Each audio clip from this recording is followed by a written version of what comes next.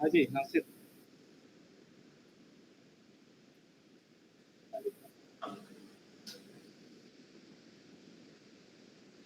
क्या सिचुएशन है जी?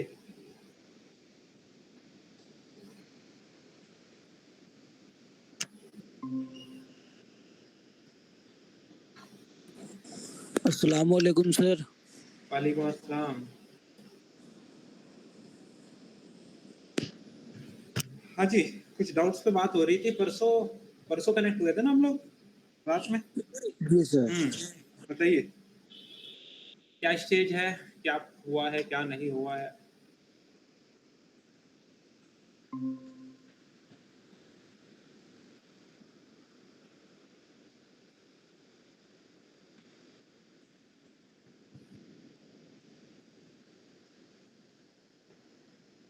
पहले एमईपी की बात कर रहे हैं।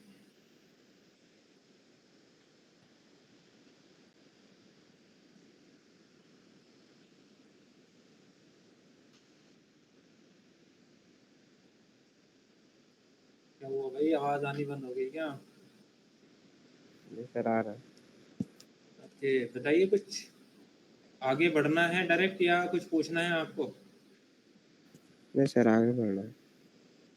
ठीक है, एक मिनट तो।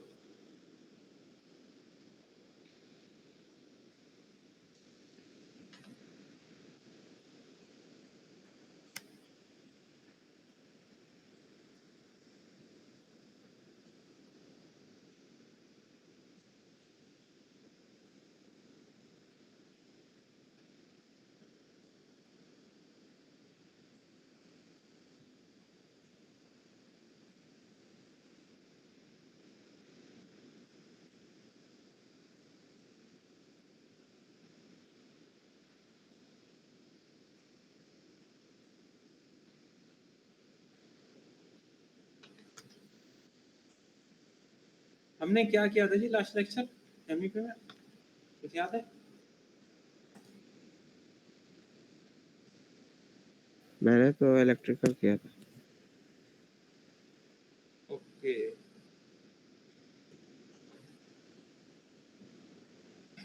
यार बाकी लोग ये ज्वाइन कब तो करेंगे?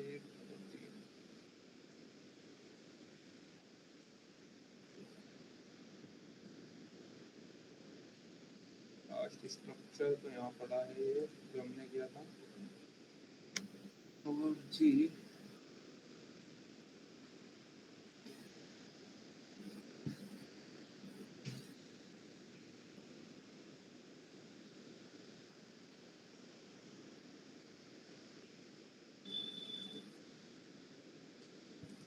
ओके, आप लोग ये बताओ पैरामीटर वाला आपका लेक्चर हुआ है क्या?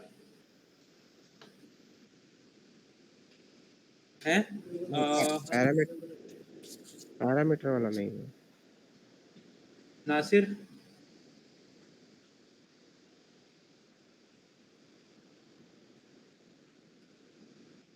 इसमें हमने प्रोजेक्ट पैरामीटर, शेयर्ड पैरामीटर, इसके बारे में बात की थी। क्योंकि रिकॉर्डिंग भी पड़ी है उसकी। हो सकता है मौसम आपने ज्वाइन ना किया हो उस दिन, जी तो ये रिकॉर्डिंग, चलो मैं एक सेकंड रुको जरा, एक तो मुझे अपलोड करनी होगी पैरामीटर। फिर ठीक है, पैरामीटर से पहले हमने क्या किया था जी? व्यू अभी अपने अपलोडिंग में व्यूज टैब चाहिए आपको, फीड कर सकते हो प्रोजेक्ट के। ओके, व्यू टैब्स में हो गया ये सब, तो हमने पहले ही कर लिया। ठीक है, उससे पहले का कुछ नहीं है। यहाँ आ जाते हैं और मैं अपनी फाइल को ओपन कर लेता हूँ जी। पहले फाइल हमारी L1 शायद।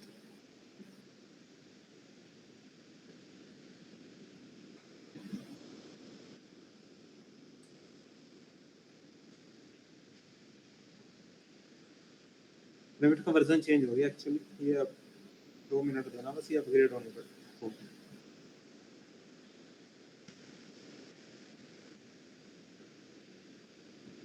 अच्छा, तब तक आप लोग कुछ काम की बातें सुन लो जरा। जो करंट इंडस्ट्री स्टैंडर्ड के हिसाब से आपको चलना पड़ेगा। मैं लास्ट टाइम याद है आपको एक दिन मैं बता रहा था आपको, ऐसा नहीं है खाली रेविट पर डिपेंड रहो, आपको कुछ एडिंग्स को एक्सप्लोर करना पड़ेगा। आप किसी भी डिसिप्लिन से हैं, आर्किटेक्चर, स्ट्रक्चर या एमईबी, कोई टेंशन नहीं है।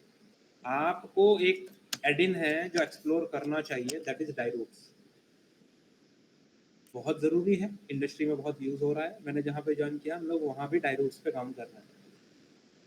ठीक, जो लोग एमबीपी बैकग्राउंड से हैं उन्होंने एक प्रॉब्लम फील की होगी प्लम्बिंग करते वक्त, पाइप के स्लॉप्स मैच नहीं होते, अलाइनमेंट मैच नहीं होता, आपस में पाइप को कनेक्ट करने में हमें बहुत प्रॉब्लम आती है। ये प्रॉब्लम्स फील की हैं आप लोगों ने? जी सर। उसके लिए एक प्लगइन है माइक्रोडेस्क, ये एडिन है, ये भी बहुत अच्छा एडिन है, बहुत अच्छे से आप इसे, एडिन है, बहुत काम का है एडिन है, आपको आना चाहिए। थर्ड वन, तो नविस वर्क के अंदर हम लोग एक मॉड्यूल यूज करते हैं। एक तो चीज ये है कि हमारे पास एक प्लगइन होता है, ये डिलीट कर दो, अपग्रेडेशन में कुछ ना कुछ प्रॉब्लम आई जाती है। हमारे पास एडिन में ना एक एक्सपोर्टर होता है, हम आरबीटी फाइल को नविस वर्क में ले जाने के लिए ना कन्वर्ट करते हैं .nwc फॉर्मेट में, जहां पर आप क्लैश डिटेक्शन करते हैं, जहां पर आप एस्टिमेशन क्वांटिटीज निकालते हैं, इस तरह के काम करते हैं। तो आपको क्या करना चाहिए, आपको वो एक्सटर्नल जो आपके पास है प्लगइन, वो आपको इंस्टॉल करना चाहिए सबसे पहली चीज, जिससे आप क्या कर सकें, अपने रेविट फाइल को एक्सपोर्ट कर सकें एनडब्ल्यूसी फॉर्मेट के अंदर। सेकेंड चीज, आपके पास डाइरूट्स जो एडिन मैंने बताया ना, वो भी ये आपकी हेल्प करता है। आप अपने रेविट फाइल को एनडब्ल्यूसी फॉर्मेट में एक्सपोर्ट कर सकते हो, आप शीट्स बना सकते हो, आप पैरामीटर्स बल्क में एक साथ सेट कर सकते हो। ये सारी फैसिलिटीज डाइरूट्स के अंदर अवेलेबल है, आपको डाइरूट्स सीखना पड़ेगा। ठीक। सेकेंडली, कुछ स्टूडेंट्स ऐसे हैं जिनका एग्जीक्यूटिव डिप्लोमा इन बिम का प्रोग्राम है, ठीक है। तो उनके प्रोग्राम के अंदर एक चीज इंक्लूड है, दैट इज कॉल्ड कोबी स्प्रेडशीट। ये मास्टर सर्टिफिकेट के जिनके भी प्रोग्राम्स हैं उनके अंदर ये पार्ट इंक्लूडेड नहीं है। ये पार्ट है केवल और केवल ऐसे स्टूडेंट्स के सिलेबस में जिनका executive diploma in BIM program है। ये कोबी स्प्रेडशीट भी बहुत ही यूजफुल प्लगइन है, एडिन कह सकते हो, प्लगइन कह सकते हो रेविट के लिए। ये 3 प्लगइन पे आपको काम करना चाहिए, एक्सप्लोर करना चाहिए। बहुत सारे लोगों ने यूट्यूब वीडियोस बना रखी हैं, आप वहां से हेल्प ले सकते हो, चेक कर सकते हो, लेकिन काम करिएगा। अगर आप इंडस्ट्री में जाने से पहले इनको अपनी प्रोफाइल में ऐड करेंगे तो आपके लिए बहुत बेनिफिशियल रहेगा, मैं आपको क्लियरली बता रहा हूँ। और जिसने खाली रेविट में एडमिशन लिया या वो खाली रेविट कर रहा है, मेरा सजेशन ये है, मैं ये आपसे कुछ ये नहीं कह रहा हूँ कि आप करिए ना करिए, मेरा कहना है जॉब पे जाने से पहले, इंटरव्यू पे जाने से पहले आपको नेविस वर्क का यूज करना, क्लैश डिटेक्शन निकालना, उससे क्वांटिटी निकालना, उस पे कुछ टॉपिक्स ऐसे होते हैं, जैसे हम वहाँ पर सिलेक्शन सेट्स बनाते हैं और सर्च सेट्स बनाते हैं, वो सेट्स कैसे बनते हैं, और हम लोग एक बेसिक एनिमेशन नेविस वर्क में कैसे बना सकते हैं। इतनी चीजें नेविस वर्क के अंदर, क्योंकि इन्हीं 4 काम के लिए नेविस वर्क यूज होता है, कोई 5वां काम है ही नहीं नेविस वर्क के अंदर। तो आपको नेविस वर्क भी आना जरूरी है। खाली रेविट के लिए अगर आप इंडस्ट्री में जाएंगे जॉब नहीं है, प्रैक्टिकली बात सुन लीजिएगा, आपको इन चीजों की जरूरत पड़ेगी साथ में। ठीक है जी, तो ये बहुत काम की चीज है आपकी, ये याद रखिएगा। आ जाते हैं अपने टॉपिक पर। फाइल मेरी अपग्रेड हो गई है, हम लोगों ने इसमें मल्टीपल सर्विसेज की मॉडलिंग कंप्लीट कर ली है। हम लोग लास्ट टाइम बात कर रहे थे मैनेज टैब में, क्योंकि उस टाइम पे टाइम कम था, तो हमने क्या किया था, हमने आपको पैरामीटर्स पर डिस्कशन कराया था कि मैनेज टैब से हमें पैरामीटर डिस्कस करने हैं। सेकेंड चीज, आपके माइंड में बहुत क्रिस्टल क्लियर कुछ चीजें होनी चाहिए, जैसे मैंने विजिबिलिटी ग्राफिक्स की सेटिंग्स आपको समझाई है, आपको पता होना चाहिए कब कहाँ क्या और करना कैसे होता है, ये सब चीजें आपको पता है। विजिबिलिटी ग्राफिक्स से हमने डिस्कशन किया था, कौन सी चीज का डिस्प्ले इनेबल करना है या डिस्प्ले हाइड करना है, ये चीज करने के लिए आपने विजिबिलिटी ग्राफिक यूज किया ना बेटे? हाँ या ना कुछ करते रहो, पता चले कि हाँ आगे बढ़ते रहेंगे। जी सर। विजिबिलिटी ग्राफिक्स में आई थिंक आपके माइंड में कोई क्वेश्चन होना नहीं चाहिए, काफी कुछ यूज कर चुके होंगे अब तो आप विजिबिलिटी ग्राफिक्स।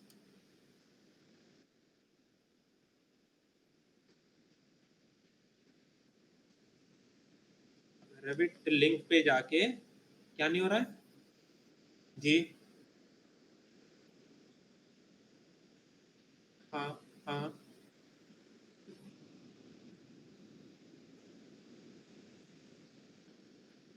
चेक करना पड़ेगा आपको दोबारा से। लिंक्ड फाइल में कोई ऑप्शन में दिक्कत है, अगर ऐसे कुछ आता है तो एक बार मैनेज लिंक वाले ऑप्शन में जाओ। ये जो मैनेज टैब में मैनेज लिंक होता है ना, यहाँ मैनेज फाइल दिखाता है कौन कौन सी फाइल आपने लिंक कर रखी है। अगर किसी फाइल का कोई फाइल सही से लोड नहीं हुई तो यहाँ पे वार्निंग दिखाएगा स्टेटस में। अगर यहाँ टिक लगा है तो इसका मतलब सब कुछ सही है, तो पहले उसे क्रॉस चेक कर लेना फाइल को। जैसे हाँ, तरीका वही है, उसका मतलब कहीं ना कहीं लिंक में प्रॉब्लम है, जो लिंक है आपस में वहां प्रॉब्लम है। सेकंड चीज, अगर एक से ज्यादा फाइल आपने लिंक कर रखी है तो भी आपको मैनेज लिंक में दिखाई देगा। ये 2025 में थोड़ा बेटर सा डार्क सा इंटरफेस कर दिया, 2024 तक थोड़ा इंटरफेस अलग है, 23 तक, लेकिन ऑप्शन वही है। मतलब मैनेज लिंक में जाओगे तो जितनी भी फाइल आपने यहाँ लिंक की है अपने प्रोजेक्ट के अंदर वो आपको यहाँ विजिबल हो जाएंगी। ठीक है जी बात? ओके, तो उसमें क्रॉस चेक करके उसके बाद चेक करना, वो प्रॉब्लम आएगी नहीं। ओके, नाउ होता क्या है जब आप किसी एलिमेंट को सिलेक्ट करते हैं, रेविट है, किसी एलिमेंट को सिलेक्ट किया, उसकी प्रॉपर्टी दिखा देता है सारी। इसी के अंदर अगर मैं एडिट टाइप में जाता हूँ, कुछ प्रॉपर्टीज यहाँ भी आती हैं। रेविट क्या करता है, बाय डिफॉल्ट हर एक एलिमेंट को एक आईडी असाइन कर देता है। हालांकि वो आईडी आपको दिखाई नहीं दे रही, वो एक अलग बात है, लेकिन एक एलिमेंट आईडी होती है हर एक एलिमेंट की। अगर आपको किसी एलिमेंट की आईडी से एलिमेंट सर्च करना है तो मैनेज टैब में ही यहाँ एक इंक्वायरी कमांड होती है। इंक्वायरी कमांड में ऊपर यहाँ एक ऑप्शन होता है सिलेक्ट बाय आईडी। आप जैसे ही क्लिक करेंगे, अगर आपके पास आईडी है आप यहाँ आईडी डाल दो,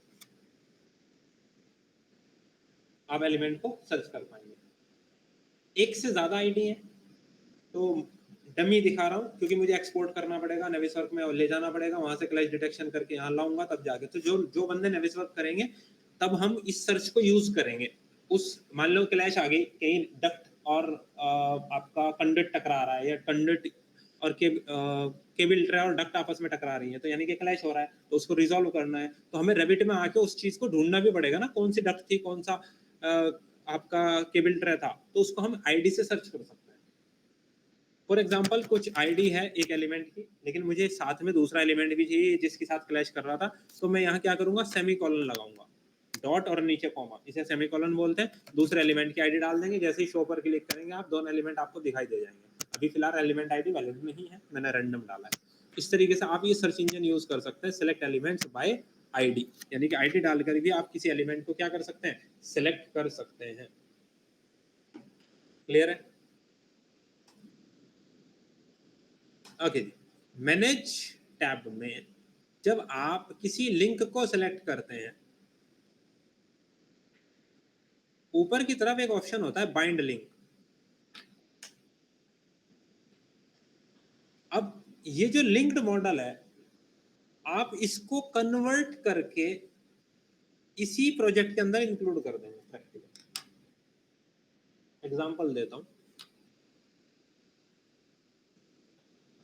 मान लो कोई एक प्रोजेक्ट था और उस प्रोजेक्ट बड़ा था। आपने क्या किया, उस प्रोजेक्ट को 4 पार्ट में डिवाइड कर दिया और एक फाइल शाहनवाज को दे दी कि तुम इस ब्लॉक पे काम करो, एक फाइल मुअज्जम को दे दी, एक नासिर को दे दी, एक संजार को दे दी, चारों लोग काम कर रहे हैं अलग अलग ब्लॉक पे।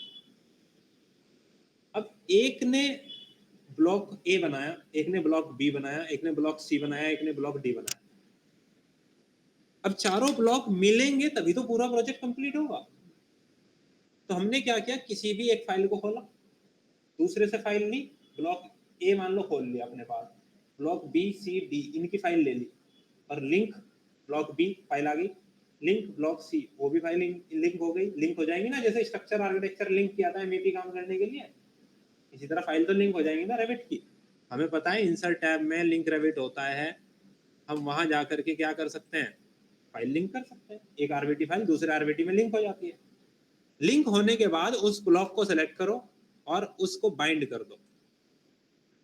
क्या करो, बाइंड कर दो। जैसे ही आप बाइंड करोगे वो क्या करेगा, इंक्लूड अटैच डिटेल, लेवल और ग्रेड नहीं मैं चाहता, वो तो है ऑलरेडी मेरे पास, खाली attach details.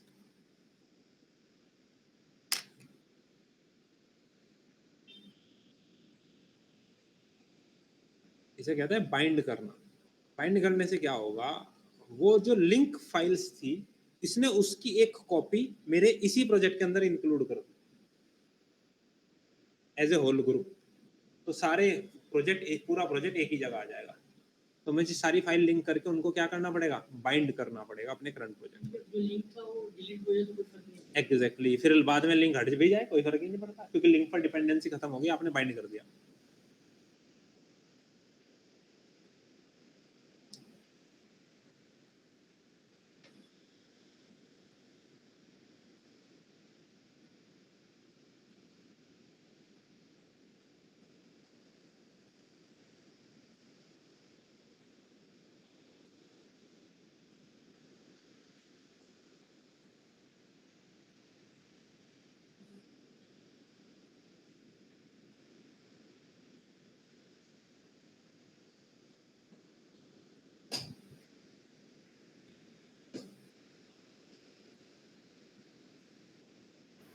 Sir bind link कब करते हैं?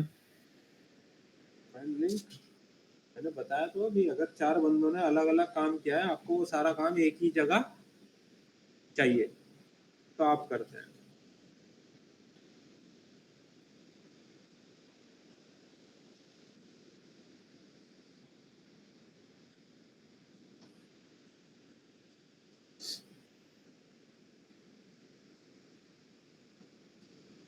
रैम थोड़ी ठीक ठाक चाहिए काम करने के लिए, ऑब्वियसली। कहाँ क्या हो रहा है 16 GB में, और इतने बेसिक से प्रोजेक्ट में।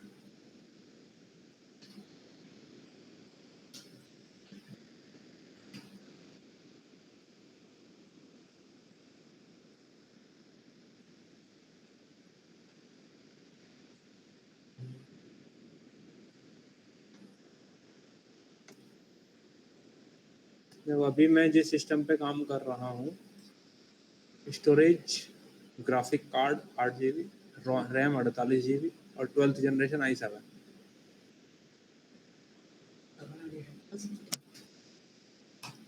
अरे भैया ये नहीं है लैपटॉप है, ये तो जो कंपनी में मुझे मिला है सिस्टम डेस्कटॉप, उसकी कॉन्फ़िगरेशन। सर सर फिर भी अटक रही है सर, इतना कुछ होने के बाद भी। अरे भैया अभी मैं क्लास अपने लैपटॉप पे ले रहा हूँ, आज कंपनी में थोड़ा ही हूँ, आज तो ऑफिस आया हूँ क्लास लेने।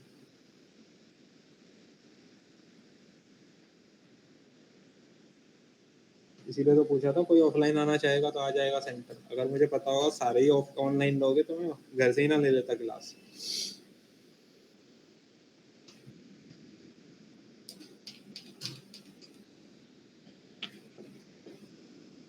अरे यार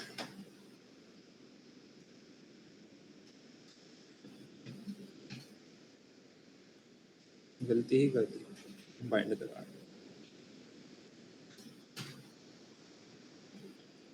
जब ऐसा होता है तो बहुत गुस्सा आता है sir. Remove link remove link पे करा तो मतलब रिमूव हो जाएगा। हाँ ऑटोमेटिकली सारे रिमूव हो जाएंगे, अब जो बाइंड है वही बचा रहेगा। बाइंड है वो बचेगा, रिमूव लिंक का मतलब है सारी लिंक हट जाएंगे। गुस्सा करने का फर्क इस सिस्टम पे थोड़ा ही पड़ेगा, कुछ भी कितना ही गुस्सा कर लो, इसे तो टाइम उतना ही लेना है जितना लेना है।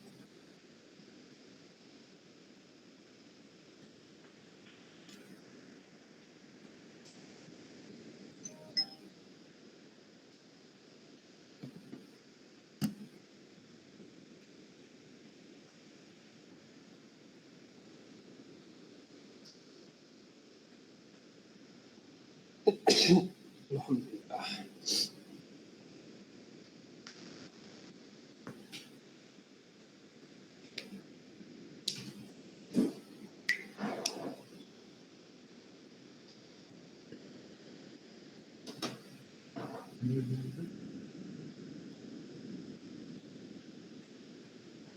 भैया अटक गया, हम इसको बंद करके दोबारा से एक बार ओपन कर लेते हैं।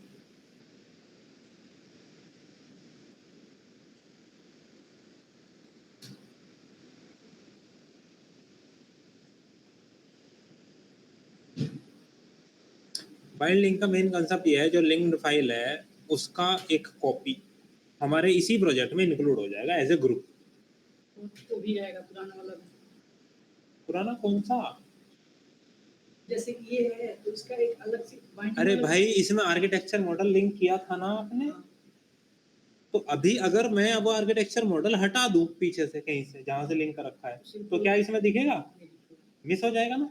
अब मेरा कहने का मतलब यह है, मैंने इसी तरह 3 मॉडल लिंक कर लिए या एक मॉडल लिंक कर लिया, मैं चाहता हूं लिंक पे जो डिपेंडेंसी आ रही है वो खत्म हो जाए, तो आप बाइंड लिंक कर दो, यानी कि लिंक की आइटम पूरी एज ए ग्रुप मेरे इसी प्रोजेक्ट के अंदर इंक्लूड हो जाएंगी। फिर चाहे पीछे से लिंक हटे कुछ भी हो, कोई मतलब नहीं है, वो इसी में आ गई। एक तरीके से इंपोर्ट हो गया डाटा मेरे करंट प्रोजेक्ट में, इसलिए कहा जाता है बाइंड लिंक। बात समझ में आई कुछ? वेट करने से तो कोई फायदा नहीं ना इसका भी, क्या कर सकते, टाइम ज़्यादा लेगा। किसी छोटे से मॉड्यूल पे करके ट्राई करना एक बार, या देखना आप आपको सही से दिखा दे कुछ। मेरे साथ आजकल कुछ ज़्यादा प्रॉब्लम कर रहा है, पता नहीं क्या दिक्कत, वो चीज़ें आपको एक बार क्रॉस चेक करनी पड़ेंगी। अगर कुछ ज़्यादा बेटर तरीके से इसको बाइंडिंग को समझना है आपको, तो कुछ छोटा सा एक 4 वॉल बना के किसी दूसरे रेविट प्रोजेक्ट में उसको लिंक करके और उसे बाइंड करके देख लेना, प्रोसेस तो समझ में आई गया ना आपको। बाइंड का लोड भी नहीं आएगा सिस्टम पे, आप कर पाएंगे आराम से।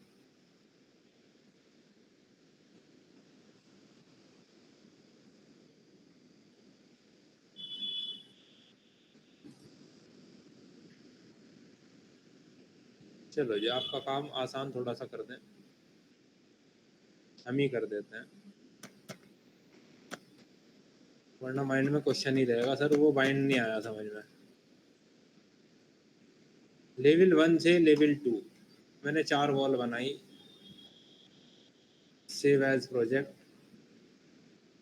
डेस्कटॉप, ये है, मैंने इसको बोला AR मतलब आर्किटेक्चर है, डेस्कटॉप पे सेव कर दिया। अब इस आर्किटेक्चर के हिसाब से मुझे कुछ MEP का काम करना था, सिस्टम्स डिफ़ॉल्ट ले ले चलो।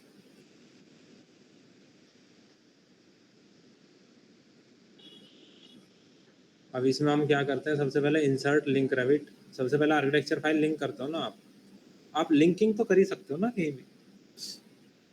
उसके बाद इस लिंक को सेलेक्ट करो जो लिंक्ड फाइल है, सेलेक्ट करके बाइंड लिंक पे क्लिक कर दो, ओके कर दो,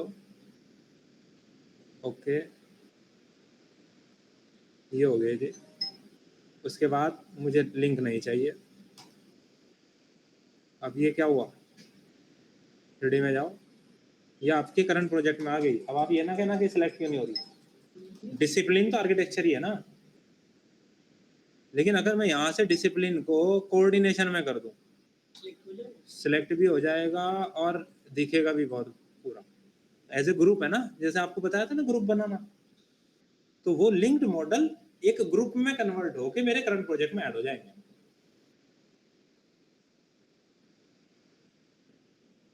क्लियर? जी सर। ओके चलो जी, ये सारा कंसेप्ट आना पड़ा मुझे आपको बाइंड लिंक समझाने के लिए। जब डाटा बड़ा होगा तो ज़्यादा टाइम लेगा, इसलिए वो एरर वार्निंग दे रहा था। नहीं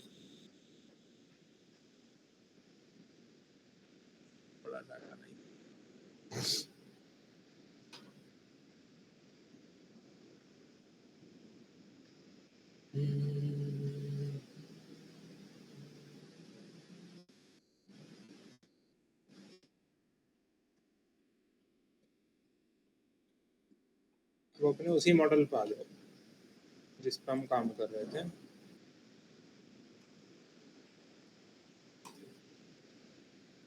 बार बार कन्वर्ट हुआ इसमें। अरे मैंने सेव नहीं किया ना, वो एरर आ गया था बीच में।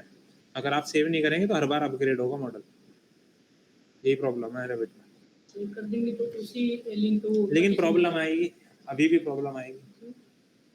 जो MEP का वर्क है वो तो अपग्रेड हो जाएगा, लेकिन इसी में बैकग्राउंड में एक आर्किटेक्चर फाइल लिंक है।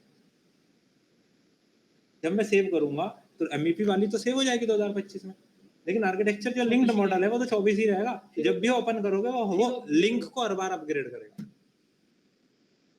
ये तो आएगी प्रॉब्लम आपको बार बार। नहीं तो आप लिंक फाइल को अलग से पहले ओपन कर लो, आर्किटेक्चर को अलग से कहीं अपग्रेड करो, सेव करो, फिर करंट प्रोजेक्ट में जो फाइल है उसे रीलिंक करो दोबारा से, उसे डिलीट करो फिर लिंक करो। हाँ, तब जा करके आपको मिलेगी। देखो अब ये जो कर रहा है लिंक फाइल को अपग्रेड कर रहा है, वो तो हो गई MEP वाली फाइल।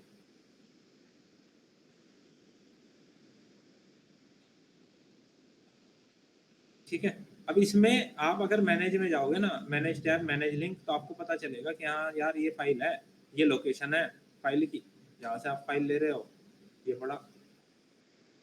ठीक, तो यहाँ से आप क्या कर सकते हो, पाथ को कॉपी करो, डेस्कटॉप या कहीं भी ऐसे जाओ, वहाँ जाके पेस्ट करके एंटर कर दो। डॉट डॉट भी क्यों दिखा रहा है भाई, पूरा दिखा दे।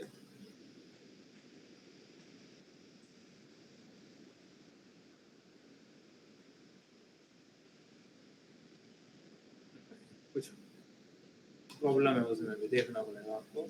नहीं तो यहाँ रीलोड है ना, ये देखो ये वापस से क्या करने लगा, अपग्रेड करने लगा, क्योंकि मैं सेम फाइल को रीलोड कर रहा हूँ। जब हम इस फाइल को कहीं अलग से ओपन कर लेंगे और रीलोड में एक ऑप्शन दिखेगा आपको, रीलोड फ्रॉम, फिर हम अपनी दूसरी फाइल को सेलेक्ट कर लेंगे जो 2025 वाली होगी, तो ये करंट हट जाएगी, इसकी जगह 25 वाली फाइल इसमें जो हमने 24 वाला लिंक कर रखा उसको ओपन करके जैसे पहले था कोई जरूरत नहीं है चेंज करने की। सीधे मैनेज लिंक में आएंगे, यहाँ क्लिक करेंगे, रीलोड फ्रॉम, जहाँ 2025 वाली आर्किटेक्चर फाइल पड़ी होगी उसे सेलेक्ट करके ओपन कर देंगे, 24 हटेगी, इसकी जगह 25 आ जाएगी ऑटोमेटिक बस। लेकिन 25 होनी भी तो चाहिए ना, पहले अपडेट करके रखनी तो पड़ेगी। हाँ, ये ध्यान रखना। तो इसके बाद जब आप MEP सेव करोगे तो लिंक फाइल भी और करंट का डाटा भी वो 2025 के ही अकॉर्डिंग, या जो भी वर्जन पे आप काम कर रहे होंगे उसी के अकॉर्डिंग सेव हो जाएगा। तो इससे क्या होगा, हर बार वो अपग्रेड वाला जो टाइम है वो खत्म हो जाएगा, वो नहीं लगेगा इसके बाद। ठीक है जी, ओके। अब ये मैनेज टैब के अंदर की चीजें थी। एडिंस में मैंने आपको बताया कि एडिंस में चीजें आती हैं जिसमें आपको कन्वर्टर चाहिए होता है। जैसे फॉर एग्जांपल मैंने बोला कि देखो, अगर आपको किसी इंडस्ट्री में आप काम करते हो और आपको अपने वर्क को सबमिट करना है, तो आपसे NWC फाइल मांगी जाएगी, नविस वर्क कैश फाइल। बहुत लाइट होती है और रिव्यू करने के लिए, क्लैश डिटेक्शन के लिए, क्वांटिटी टेक ऑफ के लिए और व्यू पॉइंट्स बनाने के लिए, बेसिक एनिमेशन के लिए आप NWC को यूज कर सकते हो। एग्जैक्टली। अब हम क्या करेंगे, लेकिन NWC में एक्सपोर्ट करने के लिए आपको चाहिए पहले एक एक्सपोर्टर। तो आप गूगल पे सर्च करेंगे नविसवर्क एक्सपोर्टर फॉर रेविट 2025 या कोई भी एक वर्जन। आप यहाँ आ जाए हेल्प टूल बार में और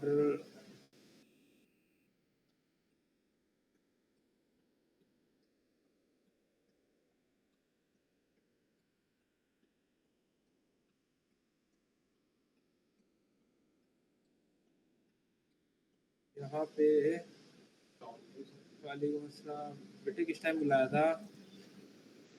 ऐसे ऐसे मजाक मत करा करो यार। बुलाया से टाइम पता नहीं था मुझे, मतलब पैसे वाला पता था कि आज क्लास होगी या नहीं होगी। ये कौन सी बात है यार, आपने ज्वाइन ही नहीं करा था उस दिन रात में भी, हाँ जी सर। तो पूछना तो जरूरी था ना आपको फिर उसके बाद। अरे यार एक्सपोर्टर कहाँ है?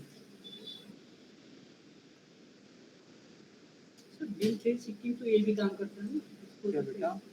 Being 360. नहीं यार, विम 360 फाइल शेयरिंग के लिए होता है, डॉक्यूमेंट मैनेजमेंट के लिए होता है।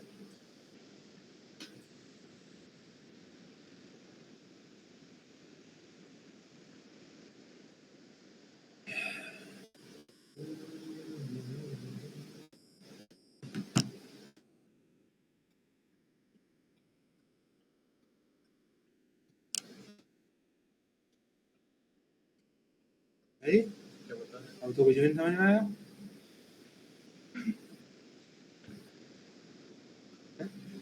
आधे घंटे में तो बहुत कुछ हो जाता है। हाँ, कोई नहीं देखता।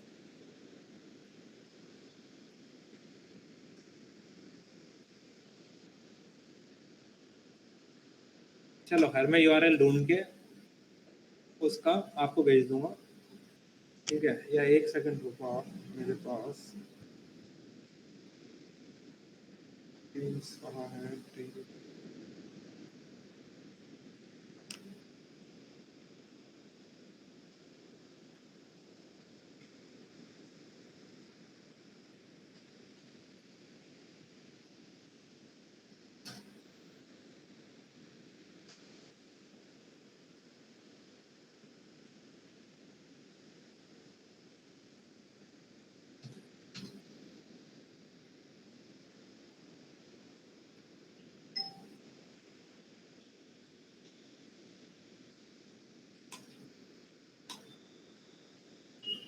देखो जी, यहाँ है, मैं ये यूआरएल आपको भेजूंगा।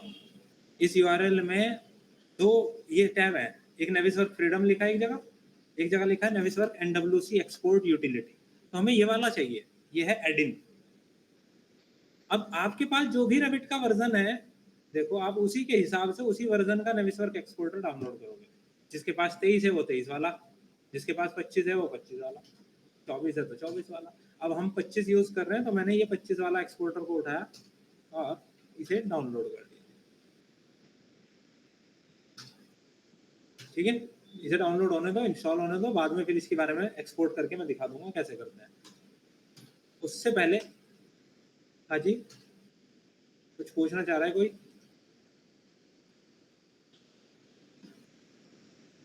लिंक सेंड कर देते अभी। चलो जी भाई साहब, अभी कर देंगे, 1 मिनट रुक जाओ।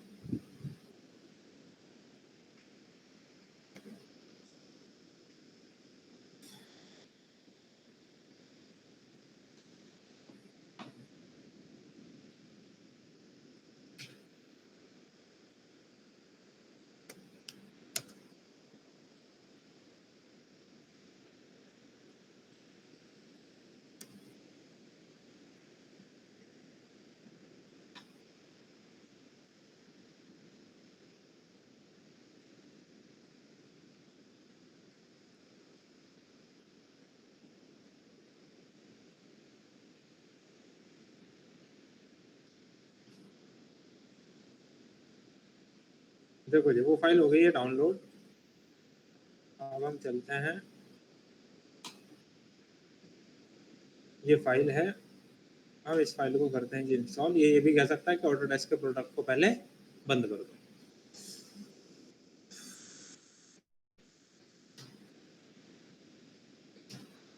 हाँ जी, ये पैकेज बनाएगा तो बहुत टाइम ले जाएगा, अभी नहीं करना है।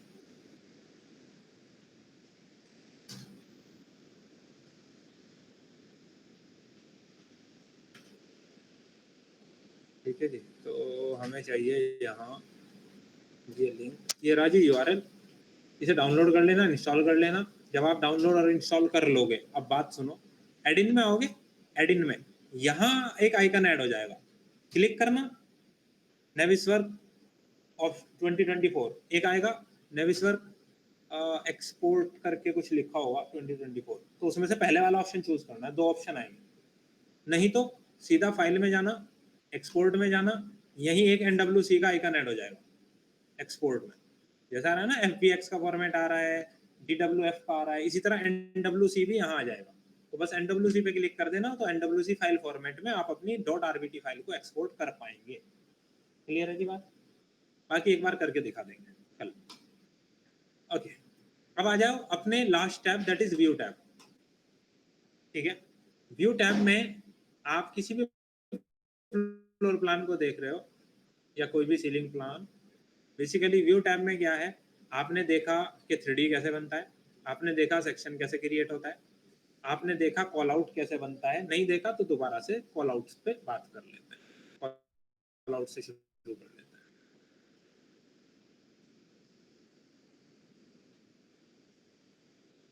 ये आपका कंप्लीट प्लान है, आपको पूरा दिखाई दे रहा है। आपने बोला सर मुझे इस क्वार्टर पार्ट को केवल लेना है, मुझे केवल इतने पार्ट को लेना है, ये जो क्वार्टर पार्ट है, और इसका एक व्यू क्रिएट करना है, that is called call out view. कहाँ ध्यान है भाई, इधर देख लो, फिर बोलोगे सर कुछ नहीं समझ में आया।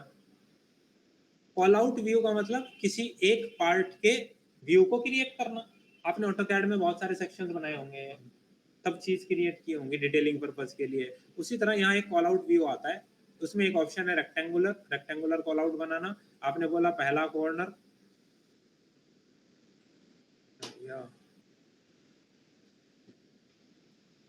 दूसरा क्लिक भी हो गया कहीं, कॉल आउट पहला क्लिक,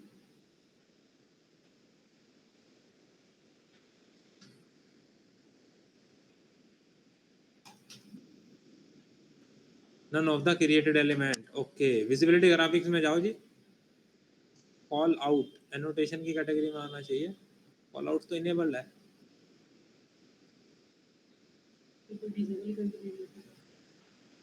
क्या मतलब यार, एक सेकंड, लेकिन यहाँ तो कोऑर्डिनेशन भी नहीं, यहाँ तो मैकेनिकली बना हुआ है ना, डिसिप्लिन भी ठीक है।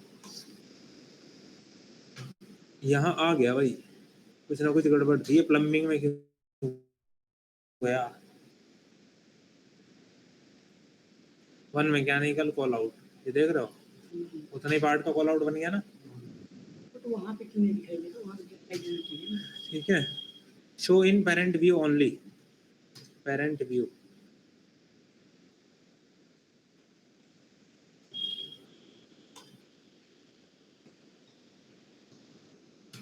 वन डैश मैकेनिकल,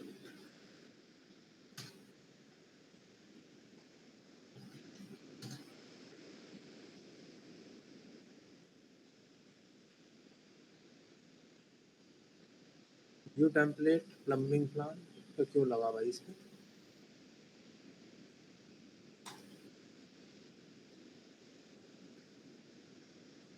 देखो जी आ गया कॉल आउट, तो कॉल आउट आपके वहीं आते जाएंगे जिस हिसाब से आप लगाते जाएंगे। इस पे कोई भी व्यू टेम्पलेट लगा ही नहीं था, इसलिए उसको वो डिसाइड नहीं कर पाया था, ये कॉल आउट बना दिया उसने।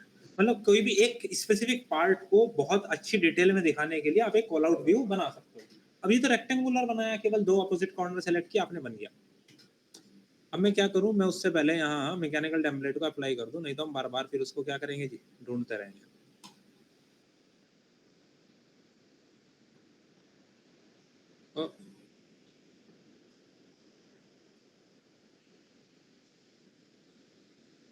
पता नहीं क्या कर रहा है, थोड़ा सिस्टम आजकल ऐसे ही हो गया। एक है स्केच, मतलब रेक्टेंगुलर के अलावा आपको कुछ ऐसा चाहिए कि सर मुझे एल शेप का एक कॉल आउट चाहिए इस रीजन का ऐसे, या रेक्टेंगुलर के अलावा कोई और शेप चाहिए, तो देखो स्केच में आने के बाद आपको ऑप्शन मिल जाता है। आप चाहे पॉलीगन ले लो कि सर मुझे एक कॉल आउट चाहिए ऐसे पॉलीगन की शेप में, वो उतने ही रीजन को सिलेक्ट कर देगा। ठीक है, कुछ ना कुछ प्रॉब्लम आ रही है भाई, चेक करनी पड़ेगी, लेकिन आप समझ जाओ। देखो उसने कॉल आउट तो नहीं लिया, ले लिया ना कॉल आउट।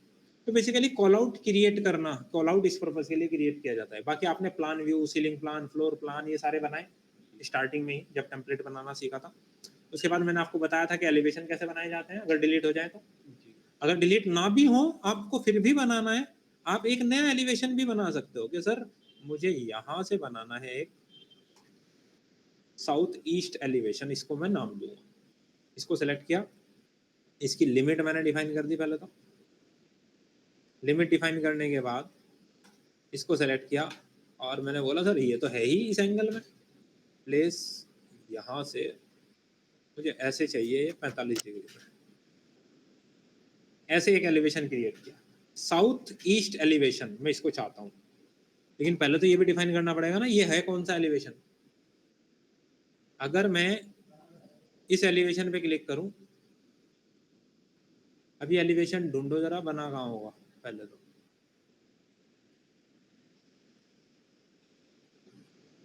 सबसे ऊपर कोऑर्डिनेशन आ गया, कोऑर्डिनेशन में क्वेश्चन मार्क, सेक्शन है प्लम्बिंग एलिवेशन, यहाँ आ गया जी। बताओ, ये प्लम्बिंग का साउथ प्लम्बिंग मैंने कोऑर्डिनेशन में कर रखा है, ये इसलिए वहां दिखा रहा है। तुम प्लम्बिंग में चले जाओ जी।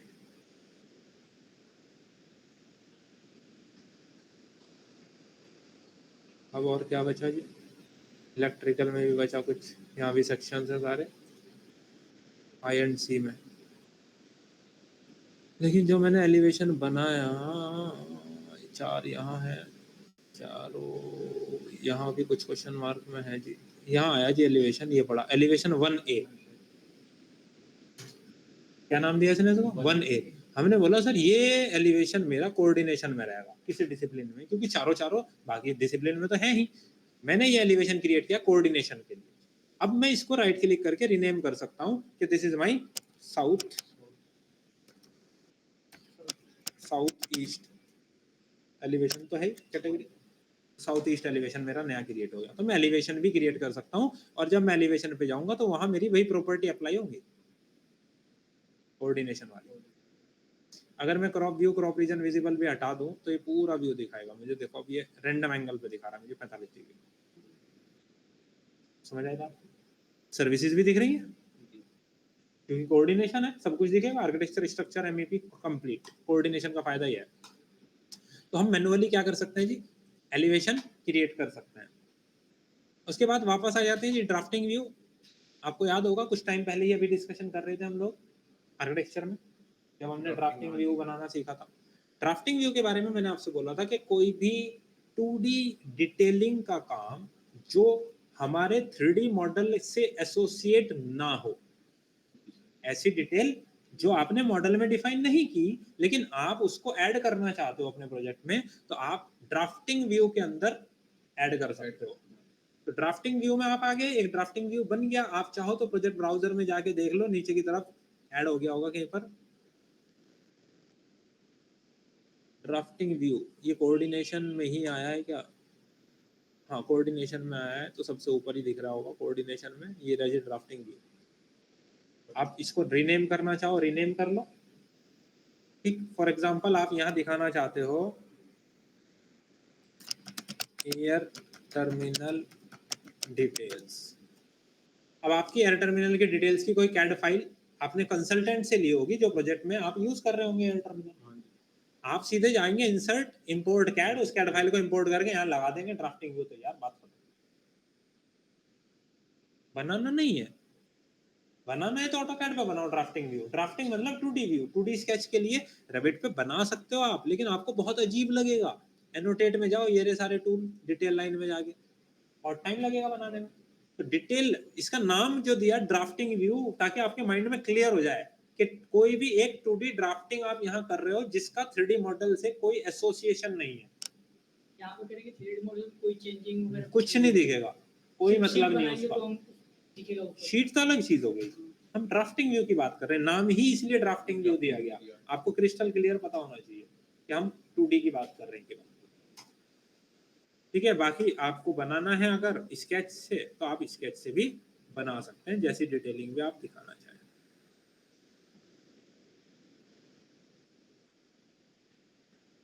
क्योंकि अब इनको ट्रिम करना यहाँ बहुत चैलेंज है। ऐसी चीजों के लिए मैं बोल रहा हूँ कि आप ऑटोकैड पे ही काम करते हैं इनके लिए, इसीलिए इसको ड्राफ्टिंग व्यू। सर लिंक करने के बाद जब हम खोलेंगे तो ये इसी व्यू पे खुलेगा, वो कैड का फाइल चाहे जो भी खोलना हो। मैंने कहा लिंक मत करो, इंपोर्ट करो।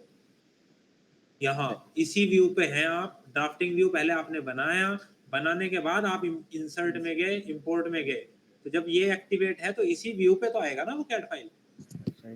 अब आप अगर ये सोच रहे हो कि सर मैं ड्राफ्टिंग व्यू बनाऊंगा ही नहीं, मैं डायरेक्ट एक इंपोर्ट करूं कैड फाइल को, तो वो तो फ्लोर प्लान पे जाएगी, वो ड्राफ्टिंग व्यू पे थोड़ा आएगी कैड फाइल। फर्क समझ आया? जी सर। ओके, अब वापस व्यू टैब में जाइए। ड्राफ्टिंग व्यू के बाद आता है डुप्लीकेट व्यू। डुप्लीकेट किस व्यू को कर रहे हो? जो व्यूज आपके पास हैं, जैसे floor plan, ceiling plan, elevation, section, उनको क्या कर सकते हो, डुप्लीकेट कर सकते हो। मेजरली यूज किया जाता है फ्लोर प्लान्स के लिए, जैसे कॉल आउट्स बनाए फ्लोर प्लान्स के लिए बनाए।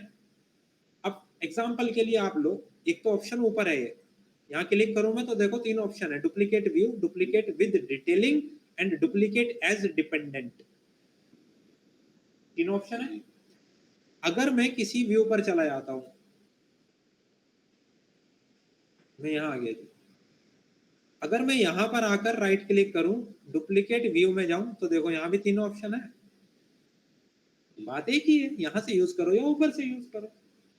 अब उससे पहले मैं क्या करता हूं, मैं कुछ डिटेलिंग कर लेता हूं जी। फर्क तो समझ में आना चाहिए ना, duplicate with detailing, without detailing है क्या ये ऑप्शन।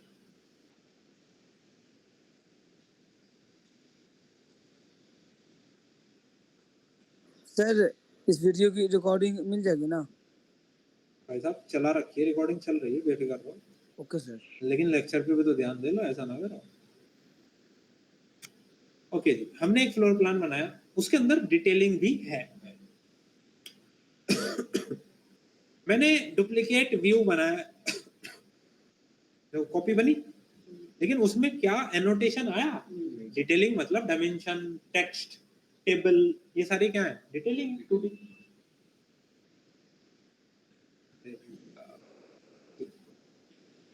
सेकंड, ये व्यू है वापस। अब मैं जा रहा हूं duplicate view, duplicate with detailing. इस बार कॉपी 2 बना, लेकिन उसमें एनोटेशन आया, यानी कि डिटेलिंग के साथ कॉपी हुआ। फर्क समझ आया? अब अलग अलग है ना सारे प्लान। अब मैं तीसरी चीज पे जा रहा हूं, डुप्लीकेट एज डिपेंडेंट। डिपेंडेंट का मतलब क्या हुआ कि वो जिससे कॉपी मैं करूं बनाऊंगा उस पे डिपेंड रहेगा, वहां जो भी चेंज होंगे दूसरे व्यू में भी चेंज होंगे साथ साथ। अब जैसे फॉर एग्जांपल मैं यहाँ जा रहा हूँ, इसी से डुप्लीकेट किया ना। अगर मैंने यहाँ जाके ये वाले डायमेंशन को डिलीट किया और मैं इस कॉपी 2 में आया, यहाँ से तो डिलीट नहीं हुई ना। क्यों? क्योंकि डिपेंडेंसी है ही नहीं। लेकिन अगर मैं यहाँ आया, इसका एक डिपेंडेंट व्यू बनाया, डिपेंडेंट, उसी का क्या हुआ, अब चाइल्ड बना अंदर। देखो ये मिनिमाइज करूंगा तो वो मिनिमाइज हो सकता है, डिपेंडेंट बना ना इस बार। अब मैं मेन में आया, मैंने यहां से डिलीट किया, अब मैं डिपेंडेंट 1 पे गया, फर्क क्या है, क्योंकि डिपेंडेंसी है। अब आपको क्वेश्चन आएगा फायदा क्या है, इतनी सारी चीजें क्यों हैं। अब देखो, अगर आपके पास आपको ऐसा चाहिए कि सर देखो इंफॉर्मेशन एंड कम्युनिकेशन का मुझे एक फ्लोर प्लान दिखाना है शीट पे, लेकिन मैं चाहता हूं उसके अंदर ये लाइट, ये वायरिंग ना दिखे, बट एक व्यू ऐसा भी चाहिए जिसमें वायरिंग दिखे, तो उसका एक डुप्लीकेट बना लो। हो सकता है किसी में एनोटेशन चाहिए, किसी में नहीं चाहिए। जिस अगर चाहिए तो विद डिटेलिंग कॉपी बनाओ, नहीं चाहिए तो विदाउट डिटेलिंग कॉपी बना लो, हो सकता है। अगर मैंने आईएनडीसी प्लान में विजिबिलिटी ग्राफिक्स में जाके, जो कि कंट्रोल हो रहे हैं इससे, तो मुझे इससे क्या करना पड़ेगा जी, विजिबिलिटी ग्राफिक को बाहर करना पड़ेगा, वरना तो टेम्पलेट जहां भी अप्लाई है सब जगह चेंज हो जाएगा। अब मैं विजिबिलिटी ग्राफिक्स में जाता हूँ, यहाँ से सबसे नीचे W है तो वायर पे गया, यहाँ से डिसेबल कर दीजिए, डिसेबल हो गई, लेकिन यहाँ से तो डिसेबल नहीं हुई। अच्छा ये तो डिपेंडेंट है, सॉरी, यहाँ से तो होनी होनी है। अरे भाई साहब देखो, तो कहीं वायरिंग वाला चाहिए तो मैं ये वाला फ्लोर प्लान यूज कर सकता हूँ विदाउट वायरिंग, और वायरिंग के साथ चाहिए तो मैं ये यूज कर सकता हूँ। इसलिए डुप्लीकेट के ऑप्शन दिए जाते हैं। अगर प्रोजेक्ट फाइल बहुत बड़ी है तो फिर डिपेंडेंसी बनाई जाती है, जैसे मैंने 2 डिपेंडेंसी बना दी। फिर डिपेंडेंसी में फायदा क्या है कि डिपेंडेंसी में आप अलग अलग कर सकते हो कि सर देखो एक बार मैं दिखाऊंगा ईस्ट वाला साइड,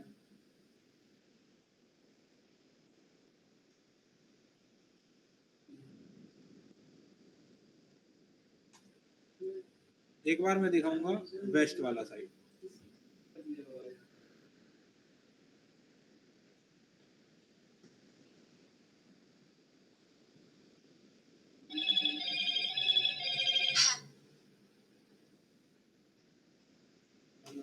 ये आ गया मेरा वेस्ट वाला साइड। एक मिनट देना बेटा। हेलो, हाँ जी, वालेकुम सलाम।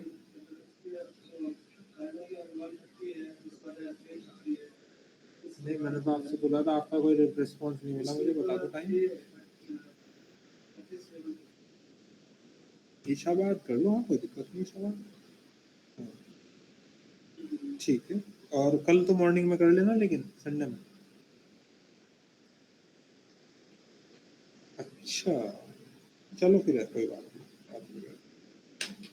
ठीक है कोई ओके।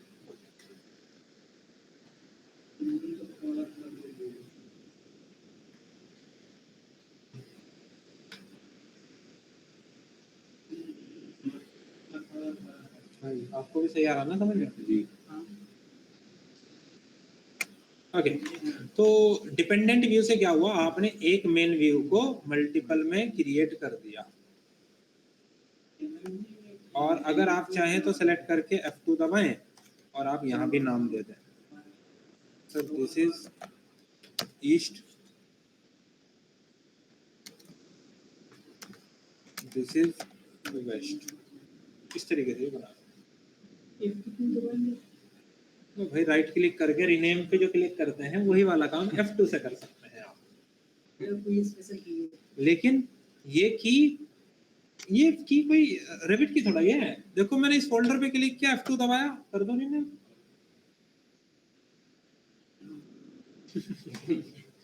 ये की तो स्टैंडर्ड है, हर जगह यूज होती है, कॉमन यूज।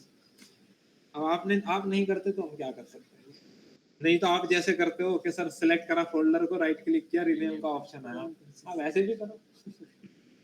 ठीक है, अब आपको समझ आया होगा मैं वो फ्लोर प्लान और सीलिंग प्लान इतनी जल्दी जल्दी रिनेम कैसे करता था। ओके, तो क्वेश्चन पूछना था ना, उसी वक्त पता लग जाता। मैंने थोड़ी ना दिखता। ओके चलो खैर, हम लोगों ने क्रिएट कर लिया जी views, elevation, drafting view, duplicate view. अब आमिर ने लास्ट टाइम बहुत क्वेश्चन करे थे मुझसे, सर लीजेंड व्यू, ये व्यू कैसे बने थे, लास्ट क्लास में भी नहीं था, आज सेशन चल रहा है, आज की क्लास में भी नहीं है। चलो हम आगे अब नीचे लीजेंड्स व्यूज में जाते हैं। आप जैसे लीजेंड पर क्लिक करते हैं वो पूछता है लीजेंड व्यू बनाना है। अब लीजेंड व्यू किसका, जो आइटम्स आपने अपने प्रोजेक्ट में यूज की। जैसे एयर टर्मिनल, अगर मैं एयर टर्मिनल को टॉप से देखूंगा अलग दिखेगा, फ्रंट से देखूं अलग दिखेगा, यानी कि एलिवेशन अलग होगा, टॉप अलग होगा। इसी तरह AHU को देखूं टॉप से, साइड से, फ्रंट से, अलग अलग व्यूज आएंगे। तो इस तरीके से मैं एक लीजेंड टेबल बना सकता हूँ पूरी लीजेंड व्यू। जो टॉप वाला होगा वाले कलर से दिखेगा, साइड वाला अलग कलर से नहीं भाई, शेप तो अलग अलग ही दिखेगी यार। मोबाइल तुम्हें टॉप से, फ्रंट से और साइड से अलग अलग नहीं दिख रहा।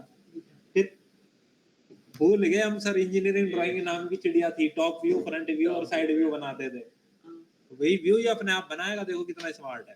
पहले लीजेंड व्यू पे आ जाओ, लीजेंड व्यू पे आने के बाद एनोटेट पे वापस चले जाओ, ध्यान रखना। अब आपको मैं दोबारा याद दिलाता हूं, मैंने एनोटेट में एक चीज छोड़ दी थी, लीजेंड कंपोनेंट, क्योंकि लीजेंड कंपोनेंट लीजेंड व्यू पे ही तो बन सकता है। अब मैं लीजेंड कंपोनेंट पे क्लिक करूंगा, लीजेंड व्यू पहले से खुला हुआ है, मैं यहां जाऊंगा किस चीज का, लाइब्रेरी लोड होगी सारी, यहाँ दिखेंगी जितने भी प्रोजेक्ट में आपने यूज की है, नहीं की है, जितनी भी लोडेड है आपके प्रोजेक्ट में इस वक्त, चाहे वो आपने प्रोजेक्ट में यूज की या नहीं की, लेकिन लोड तो की है ना आपने अपने प्रोजेक्ट में, तो लोडेड सारी लाइब्रेरी यहाँ दिखेगी। अब यहाँ से सीधे मैं आपको सबसे पहले किसी समझदार सी चीज पे लेकर आता हूँ, ये है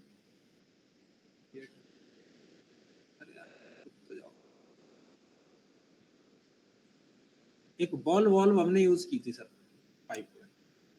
अगर बॉल वॉल्व को हम फ्लोर प्लान से देखेंगे सर ऐसे दिखेगी, अगर बॉल वॉल्व को हम फ्रंट व्यू से देखेंगे तो ऐसे दिखेगी, अगर बॉल वॉल्व को हम साइड व्यू से देखेंगे तो भी ऐसे दिखेगी। अभी तक फाइनल ऐसे दिखेगी, देखो आ गया लुक, टॉप, फ्रंट, साइट मिल गई व्यू।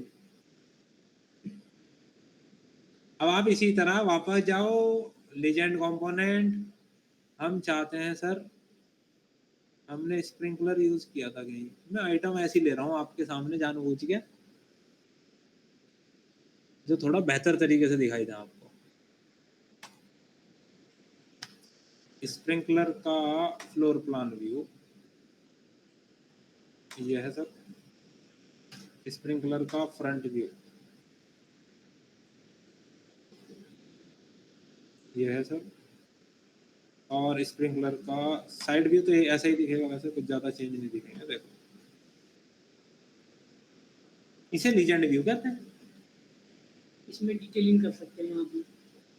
डिटेलिंग ये लीजेंड्स दिख तो रहा है, अब डिटेलिंग क्या डायमेंशन देनी है आपको इसकी? नहीं मतलब जैसे कि यहाँ पे होगा उसको लिखेंगे हैंडल वगैरह, लिख भी तो सकते हैं इसको। हाँ लिख सकते हो आप एनोटेट टैब पे चले जाओ, कहाँ गया हमारा एनोटेट, एनोटेट ही तो खुला हुआ है, ये रहा डिटेल लाइन, ये रहा टेक्स्ट, आप जो चाहो यहाँ लिखो इसके बारे में, लीजेंड्स बना सकते हो आप प्रैक्टिकली। ठीक है जी बात, कोई दिक्कत? ये देखो इसके टॉप व्यू में देख लीजिए, तो एडिट कर सकते हैं इसको। समझ गए ना आप लीजेंड व्यू के बारे में। आ जाओ वापस व्यू टैब, शेड्यूल्स, मतलब क्वांटिटी निकालना, शेड्यूल पे गए, शेड्यूल और क्वांटिटीज। अगर मुझे पूरे एमईपी का निकालना है एक साथ, मैं ये नहीं कह रहा हूँ सर डक्ट के शेड्यूल अलग बनाऊं, पाइप का शेड्यूल अलग बनाऊं, फिर डक्ट फिटिंग अलग से शेड्यूल बनाऊं, फिर पाइप फिटिंग का अलग से शेड्यूल बनाऊंगा, फिर कंडक्ट फिटिंग का अलग से शेड्यूल बनाऊंगा, बहुत टाइम लगेगा मुझे एक एक एक एक एक एक एक, एक शेड्यूल बनाने में। पहले बना के दिखा दीजिए, किसी एक का बना दो। फॉर एग्जाम्पल आपको बनाना है पाइप का शेड्यूल, आपने पाइप्स को सिलेक्ट कर लिया, ध्यान रखना पाइप का अलग बनेगा, पाइप फिटिंग का अलग बनेगा, पाइप एक्सेसरीज का अलग बनेगा, पाइप इंसुलेशन का अलग बनेगा, सबका अलग अलग अलग कैटेगरी में। तो मान लो पाइप का शेड्यूल बनाना है, आप इसी तरह डक्ट का भी बना सकते हो। किसी भी चीज का जब शेड्यूल बनाते हैं उसमें सबसे पहली चीज तो हमें चाहिए कि फैमिली कौन सी है और उस फैमिली का टाइप कौन सा है, फिर हमें चाहिए होता है उसका साइज क्या है, फिर हमें रिक्वायरमेंट होती है उसका पाइप है तो उसका डायमीटर, एक्चुअली में साइज और डायमीटर देखेंगे क्या क्या वैल्यू दिखाता है। काउंट का हमें इसमें कुछ नहीं करना, फिटिंग्स में हमें काउंटिंग करनी होगी, इसमें तो हमें लेंथ चाहिए केवल, टोटल लेंथ भी तो पता चलेगी। और इनसाइड डायमीटर और डायमीटर दोनों ही चीज देखना चाहता हूँ, चलो। और किस सिस्टम टाइप का है वो, सिस्टम का टाइप क्या है ये भी मैं लेना चाहता हूँ ऊपर ही। ठीक है जी, ये लिया मैंने, ओके कर दिया, मेरा शेड्यूल तैयार, सिस्टम टाइप के हिसाब से आ गया।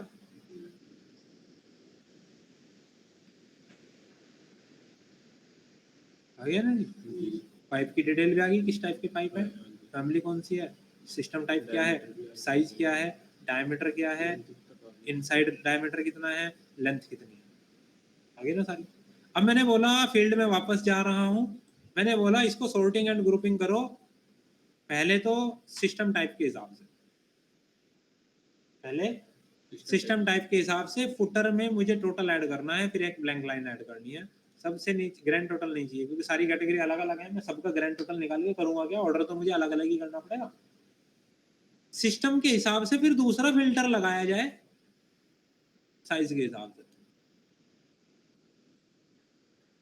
भाई डोमेस्टिक वाटर है, उसमें 100 डायमीटर का पाइप भी होगा, 100 डायमीटर का, 50 डायमीटर का भी होगा, 32 डायमीटर का भी होगा, तो मुझे तो अलग अलग लेंथ चाहिएगी ना सबकी। तो मैंने बोला एक तो सिस्टम टाइप पहले डिवाइड करो, इसके हिसाब से सेग्रीगेट करो, फिर साइज के हिसाब से सेग्रीगेट करो, उनका टोटल मुझे अलग से दो, कोई दिक्कत। और फॉर्मेटिंग में जाके किसका टोटल चाहिए, मुझे लेंथ का ही तो टोटल चाहिए, तो लेंथ पे मैं बोल रहा हूँ लेंथ का कैलकुलेट करे टोटल, ओके कर दिया मैंने। डोमेस्टिक कोल्ड वाटर का जो 15 डायमीटर का पाइप है वो टोटल 3 मीटर के आसपास चाहिए, 3050 मीटर, और डोमेस्टिक कोल्ड वाटर का ही जो 20 डायमीटर का पाइप है वो 782 चाहिए।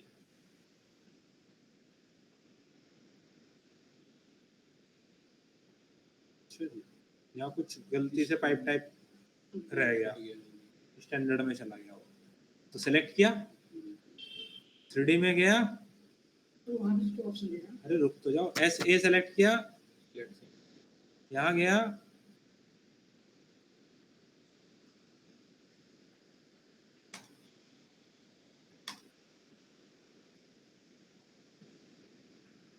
बताओ जी। नहीं सर, वहाँ पर आप क्लिक करें तो वहाँ भी अरे ऑप्शन भाई साहब अलग अलग एक एक करके करता ना मैं, से देगा ना। अरे एक एक करके करता ना मैं। वहाँ एक को सेलेक्ट करा, वहाँ गया SA, तो सिमिलर ऑल से सारे सेलेक्ट हो गए, एक साथ सब चेंज हो गए।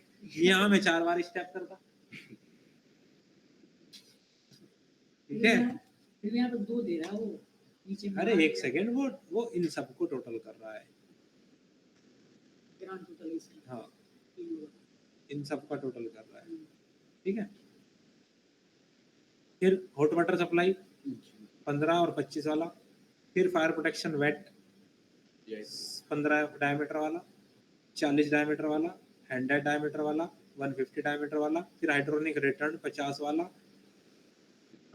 हाइड्रोनिक सप्लाई कितना हम लोग ने लगाया? हमने तो लगाया, आप देख लेना। नहीं लगाया हमने। ज्यादा ही निकलेगा कम नहीं निकलेगा, मेरा कहने का मतलब है एक खाली पाइप का शेड्यूल आया, फिर डक्ट का शेड्यूल, तो ऐसे तो यार बहुत सारे शेड्यूल बन जाएंगे ना। तो देखो रेविट आपको एक बहुत बढ़िया ऑप्शन देता है, कहता है सर ज्यादा टेंशन लेने की कोई जरूरत नहीं है। व्यू टैब कहाँ है, schedule, schedule quantity, multi category schedule, तो मैं सीधा नाम दूंगा MEP शेड्यूल। ओके, अब जिस पैरामीटर में जिस टाइप की वैल्यू होगी वो ऐड हो जाएगी। सबसे पहले आ जाते हैं सर, अब की बार मैं फैमिली एंड टाइप पूरा एक ही जगह ऐड कर दो सर, है क्या, ये फैमिली एंड टाइप, ठीक है। फैमिली एंड टाइप के बाद मुझे चाहिए जी सिस्टम का टाइप, कहाँ है ये, सिस्टम नेम आ रहा है, खाली सिस्टम नेम आ रहा है, कोई बात नहीं, सिस्टम का नाम डाल दो, ठीक।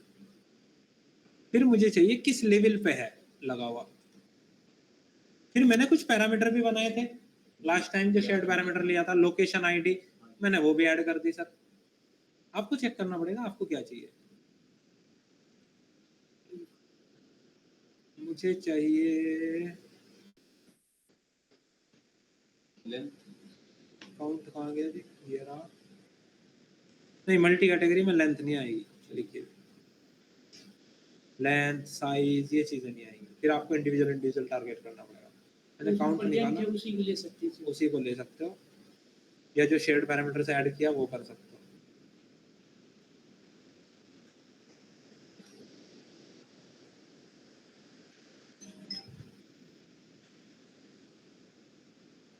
जहाँ सिस्टम अवेलेबल होगा वहाँ आ जाएगा ना। डक्ट इंसुलेशन भी ले ली उसने, पाइप टाइप्स किस लेवल पे क्या है, पूरा शेड्यूल बना दिया। इसमें ज्यादा इंफॉर्मेशन नहीं देगा ना। नहीं, फिर तो हर टीम अलग अलग होती है ना, देखो इंडस्ट्री के हिसाब से सोचो, HVAC वाले अपना शेड्यूल HVAC का देंगे बना के खाली, प्लम्बिंग वाली टीम प्लम्बिंग का देगी, इलेक्ट्रिकल वाली टीम इलेक्ट्रिकल का देगी। 4 बढ़ जाएंगे, और मजाक लग रहा है तुम्हें, जब तुम और बड़ी कंपनी में जाओगे वहाँ इलेक्ट्रिकल भी डिवाइड हो जाएगा। हीट लोड का लगा कम्युनिकेशन वाले, हाँ, इन्फॉर्मेशन कम्युनिकेशन, लो वोल्टेज की टीम अलग होती है, हाई वोल्टेज की टीम अलग होती है। हीट लोड MEP सबसे खतरनाक टीम होती है, हल्के में ले रही है।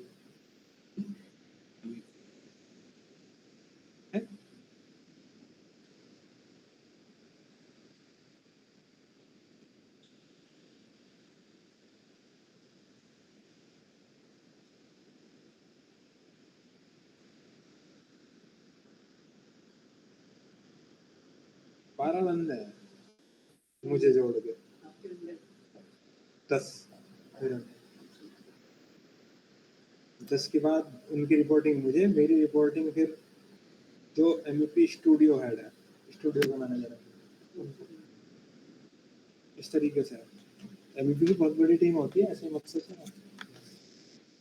ओके, सो ये तरीका है जी कुछ मल्टी कैटेगरी निकालने का, इंडिविजुअल कैटेगरी निकालने का ये तरीका है। जैसे आपने पाइप शेड्यूल निकाला, इस तरीके से आप शेड्यूल्स बना सकते हो, कंबाइंड या कोई इंडिविजुअल शेड्यूल।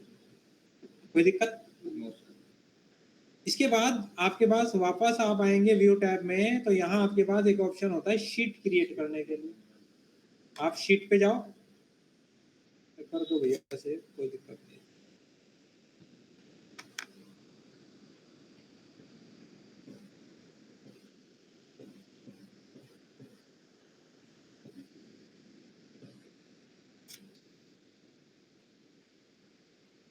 शीट पे आ गए। अब आप क्या करते हो, टाइटल ब्लॉक, लोड पे जाओ, अपनी लाइब्रेरी में जाओ, यूएस में आप आ जाओ, यहाँ पर टाइटल ब्लॉक का कहीं फोल्डर होगा, ये रहा, ये पड़े आपके साइजेस, जिस शीट का साइज को आपको यूज करना है आप उसको सेलेक्ट कर लो, ठीक है जी। मैंने बोला सर मुझे A2 matric, A2 sheet use करनी है, मैंने इसको सेलेक्ट करके ओपन किया, ओके किया, लोड हो गई। आपने मैनेज में प्रोजेक्ट इंफॉर्मेशन में जो इंफॉर्मेशन यहाँ डाली होगी वो इंफॉर्मेशन यहाँ ऑटोमेटिकली आ जाएगी। आगे उसके अलावा मुझे अपना लोगो, अपनी कंपनी की आईडी, ईमेल आईडी, वेबसाइट, ये सब डालना है, सेलेक्ट करो, ऊपर एडिट कर लो, यहाँ आगे। सर ये इमेज नहीं चाहिए, इंसर्ट, इंपोर्ट इमेज है, बस।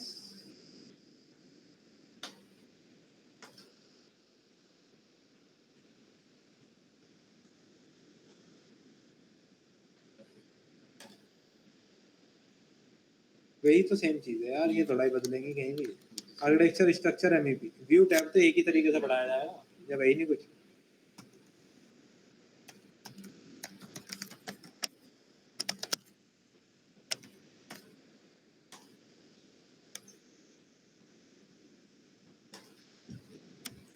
जो कंसल्टेंट की डिटेल डालनी है डाल सकते हो, ये तो ऑटोमेटिकली अपडेट हो ही जाएगा।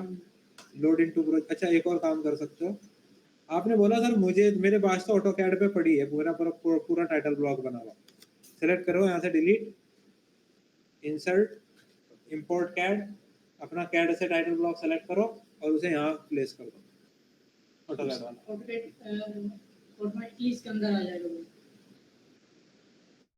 जैसे कि यार अगर इधर उधर आया तो मूव करके रख सकते हो, शीट का साइज तो आपको पता ही है। एक और में है तो एक में नहीं रख सकते उसको, नहीं। पुराना पड़ेगा। फिर तो एक 2 का ही बनाओ वहाँ, पहले ऑटोकैड में, बाद में इंपोर्ट करो, सेम बना के इंपोर्ट करो, जब हो जाएगा उसे परमानेंट भी सेव करके छोड़ सकते हो, क्योंकि जब हम एक कंपनी के लिए काम करते हैं तो वो तो एक ही कंपनी रहेगी बार बार। आगे चलो, इसके अंदर क्या यूज होता है? किसके डिस्क्रिप्शन वगैरह ये ना होगा। अरे भाई ऑटोकैड में यूज नहीं किया था आपने, रूम नहीं बना दिए थे, रूम्स की डिटेल लिख दो। प्लान व्यूज बनाते हो, प्लान के नीचे लीजिए वो होती है डिटेलिंग टेबल, डी उसका साइज डोर, डब्ल्यू उसका साइज ये विंडो है, ठीक है ना, सेम चीज। ओके, शीट क्रिएट करना। सबसे पहली चीज, शीट बनाते ही सबसे राइट साइड में प्रोजेक्ट ब्राउजर में नीचे आ जाओ, शीट ऐड हो गई, अननेम्ड शीट। क्यों? क्योंकि यहाँ आ जाओ, शीट का कोई नंबर, कोई नाम आपने डिफाइन नहीं किया। हमने बोला सर इस शीट पे मैं रखूंगा फ्लोर प्लान, ठीक है जी। जैसे ही अप्लाई करोगे यहाँ फ्लोर प्लान आ गया, राइट क्लिक किया, अब मैं बार बार वहां से थोड़ा ही करूंगा, मैं डुप्लीकेट को भी बना रहा हूँ, उस शीट का एक डुप्लीकेट। ये हो जाएगी मेरी A102, इसको मैं बोलूंगा एलिवेशन एंड सेक्शन। अब इस तरह मल्टीपल शीट्स बना सकते हो। चलते हैं फ्लोर प्लान पे। कोई भी फ्लोर प्लान रखने से पहले आपको फ्लोर प्लान तैयार करना पड़ेगा, यानी कि कोई भी व्यू जिसे आप शीट पे लाना चाहते हैं, पहले उस व्यू को थोड़ा सेट कर लो, क्या चाहिए आपको, क्या दिखाना है, क्या नहीं दिखाना। फॉर एन एग्जाम्पल मैं आ गया इंफॉर्मेशन एंड कम्युनिकेशन प्लान, मुझे ये व्यू वहां दिखाना है, मुझे नहीं पता वो कितना बड़ा व्यू लेकर जाएगा। पहले प्रॉपर्टीज टैब में आओ, crop view, crop region, visible, दोनों खोलो।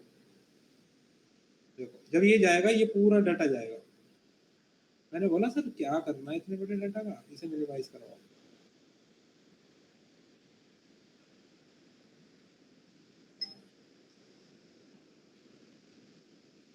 मुझे केवल इतना डाटा दिखाना है वहाँ, और इसको नहीं दिखाना। सेकंड चीज, इसको भी नहीं दिखाना। थर्ड चीज, ये बाउंड्री जो दिख रही है ना क्रॉप हुई भी, ये भी नहीं दिखानी। तो क्रॉप रीजन विजिबल हटा दो, बस क्रॉप रहने दो, क्रॉप रीजन विजिबल हटा दो।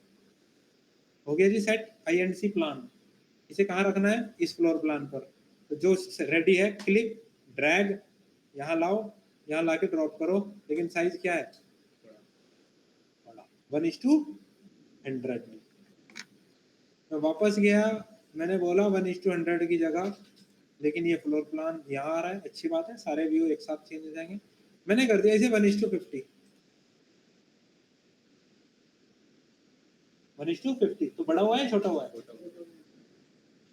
बड़ा हुआ छोटा हुआ छोटा होएगा ना। अरे एक से 50 गुना कितने समझदार हो तुम। 100 देखो जरा, देखो भाई साहब, देखो मैं इधर ला रहा हूँ व्यू। अब बताओ बड़ा हुआ है छोटा हुआ है? बड़ा हुआ। 1:50 का लिया ना, 1:50। मैंने 1:200 चाहिए जी।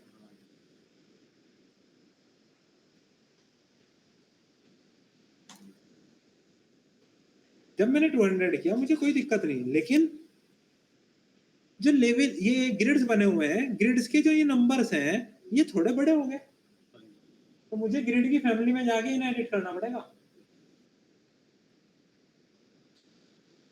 क्योंकि फैमिली से ही तो आ रहे हैं ये डाटा।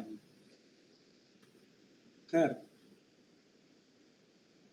ये लिंक फाइल वाले हैं, तो मैं जा रहा हूँ कहाँ? वापस से अपने शीट पर। ये रही। अब मैं इसको पकड़ के यहाँ लेकर आता हूँ 1:200। जैसे ही मैं 1:200 की फाइल रखूंगा, अगर मान लो इसके साइड में कुछ और नहीं रखना तो इसे ही रख दो एज इट इज सेंटर पर, नहीं तो इसे साइड में को रखो पहले।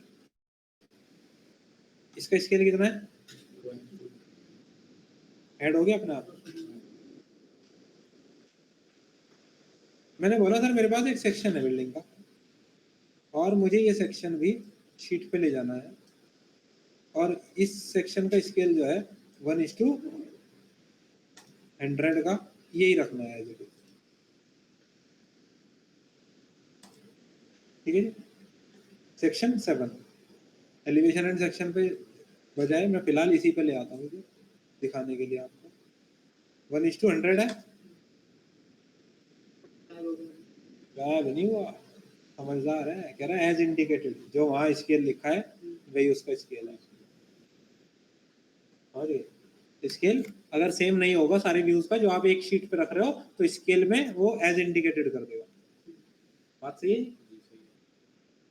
चलो जी, इस तरीके से आप कोई भी एलिवेशन, जैसे कि यहाँ पे सीट हमने ये डाल दिया, और क्या करके एक्चुअल में हम व्यूज प्लान को वहाँ पे चेंज करेंगे तो यहाँ भी चेंज होता है। हाँ हाँ भाई, यही तो खास बात है पैरामेट्रिक होने की, वरना फिर क्या दिक्कत? चेंज होगा ही होगा। अगर आप नहीं चाहते तो आप उसका एक डुप्लीकेट व्यू बना दो शीट के लिए, जो आपको शीट पे यूज करना है, उस डिटेल व्यू पे उतना काम करो, उस डुप्लीकेट व्यू पर उसे प्लेस कर दो। मेन व्यू अपना अलग ही रखो, उसे शीट पे प्लेस ही मत करो। इसीलिए तो डुप्लीकेटिंग के ऑप्शन दिए गए हो, ताकि आप इस तरह के काम कर सकें आराम से। ठीक है जी बात? अच्छा, अब तो कोई भी फ्लोर प्लान हो, सीलिंग प्लान हो, सेक्शन हो, एलिवेशन हो, 3D हो, कुछ भी जाओ, क्रॉप करो, और कोई भी व्यू, मैंने कहा 3D हो, 2D हो, एलिवेशन हो, सेक्शन हो, सब ऐसे ही रखे जाएंगे। पहले ही चेंज कर देता हूँ, हमें भी पता आएगा नहीं।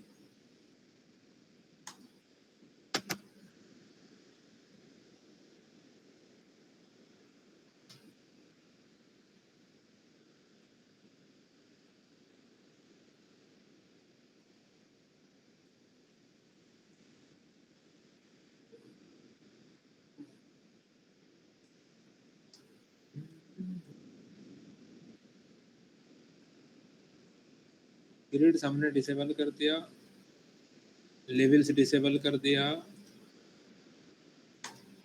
फालतू हट गई जी। ये है साउथ इलेक्ट्रिकल। इस पे लाना है, साउथ इलेक्ट्रिकल को सेलेक्ट किया, मैं यहाँ लेकर आया, लो जी हमने साउथ इलेक्ट्रिकल यहाँ ले आया। इस तरह मल्टीपल शीट्स आप बना सकते हैं। अच्छा, कोई भी शेड्यूल आ सकता है। मान लो आपने एयर फ्लो का एनालिसिस बनाया था, अगर आप ये चाहते हैं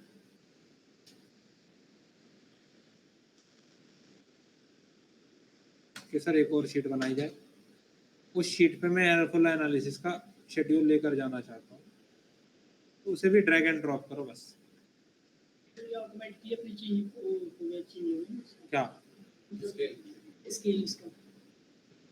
यार, ये तो एडजस्ट होने के लिए हुआ है ना अपने आप, डिवाइड भी कर सकते हो, बड़ा आ जाएगा। ठीक है बात? जब शीट्स तैयार होने लगे, बस क्या करना है, या तो आपको वो कैड में कन्वर्ट करनी है या आपको पीडीएफ में चाहिए, बस दो ही तो तरीके हो सकते हैं। कंट्रोल पी, ऑटोकैड में बहुत पढ़ा है सर हमने, यानी माइक्रोसॉफ्ट प्रिंट टू पीडीएफ की जगह आपको एक प्रिंटर डाउनलोड करना पड़ेगा, फुल जिप पीडीएफ प्रिंटर। ये आपने को पता है कि A3 से बड़ा पेपर साइज माइक्रोसॉफ्ट नहीं दिखाता, हमने यूज किया है A1 ना या A2। तो प्रॉपर्टीज में जाएं, एडवांस में जाएं, यहाँ जाएं, सारे पेपर साइज आ जाते हैं, सेलेक्ट करें, ओके करें, पेपर साइज सेलेक्ट हो गया। बाकी सब ऑप्शन प्रिंटर वाले हैं, प्रीव्यू में जाके चेक कर लेना, A2 पे ऐसे नजर आएगा, प्रिंट पे क्लिक करना, ओके कर देना, लोकेशन पूछेगा कहाँ सेव करना है,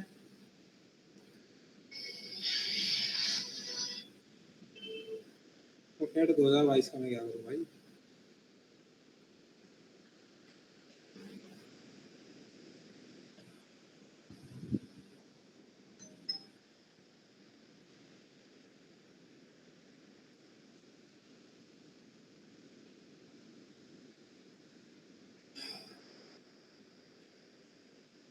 इस बात का ऑटोकैड 2022 से क्या मतलब है?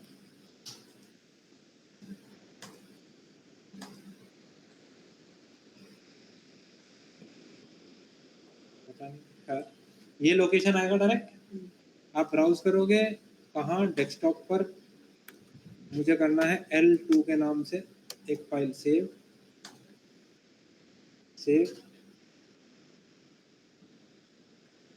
ये आ गई जी आपकी पीडीएफ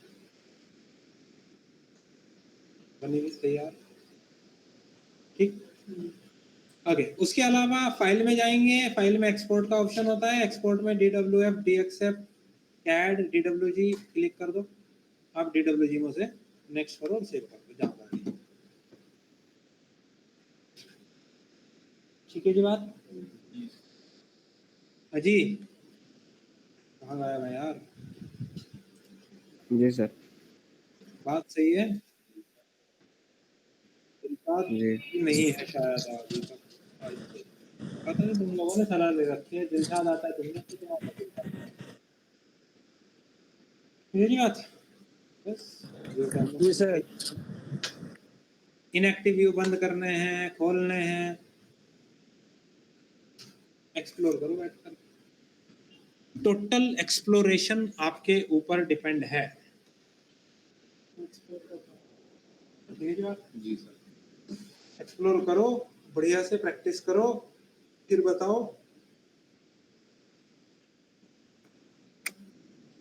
हम क्या कर सकते हैं, फिर उसके हिसाब से करेंगे। आप लोगों के पास, आप लोगों के इनपुट पे डिपेंड करेगा। ठीक है जी।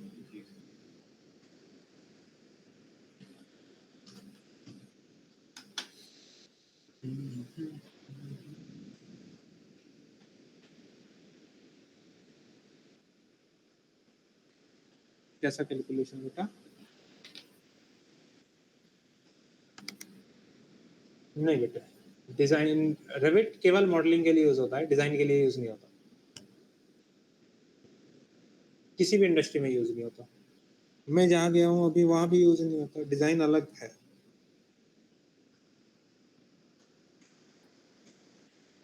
जैसे मैंने हीट लोड कैलकुलेशन और लाइटिंग एनालिसिस जो कराया ना आपको, आप वो भी नहीं यूज करोगे इंडस्ट्री में, वो भी नहीं कराया जाएगा रेविट का आपको, क्योंकि करना ही नहीं होता, मॉडलिंग करनी होती डायरेक्ट। जितना स्ट्रॉन्ग अपना मॉडलिंग आप कर लेंगे, लेकिन साथ में नेविसवर्क की नॉलेज ले लेना, जो प्लगइन्स मैंने बताए हैं उनकी नॉलेज ले लेना। ऐसा प्लगइन के कुछ नाम वाम बताए हैं, ये इनके नाम वगैरह बेटे वो तो आपको ऑफिस में कांटेक्ट करना पड़ेगा। अगर आपका ऑफिस से है सिलेबस में तो अलग चीज़ है, वो तो सेंटर पे आपको बात करनी पड़ेगी। नेविस वर्क में आप बताए हैं 4 इम्पोर्टेंट वो गो थ्रू करने के लिए, उसमें क्या जी। क्या करना है? Clash detection, animation, quantity take off और 4D सिमुलेशन कर सकते हो, लेकिन 4D सिमुलेशन आपके पार्ट में इंक्लूड नहीं होगा। उसका रीजन ये है कि 4D सिमुलेशन के लिए प्रोजेक्ट मैनेजमेंट का होना जरूरी है साथ में, जैसे MS प्रोजेक्ट, प्राइमावेरा, इन सब के लिए।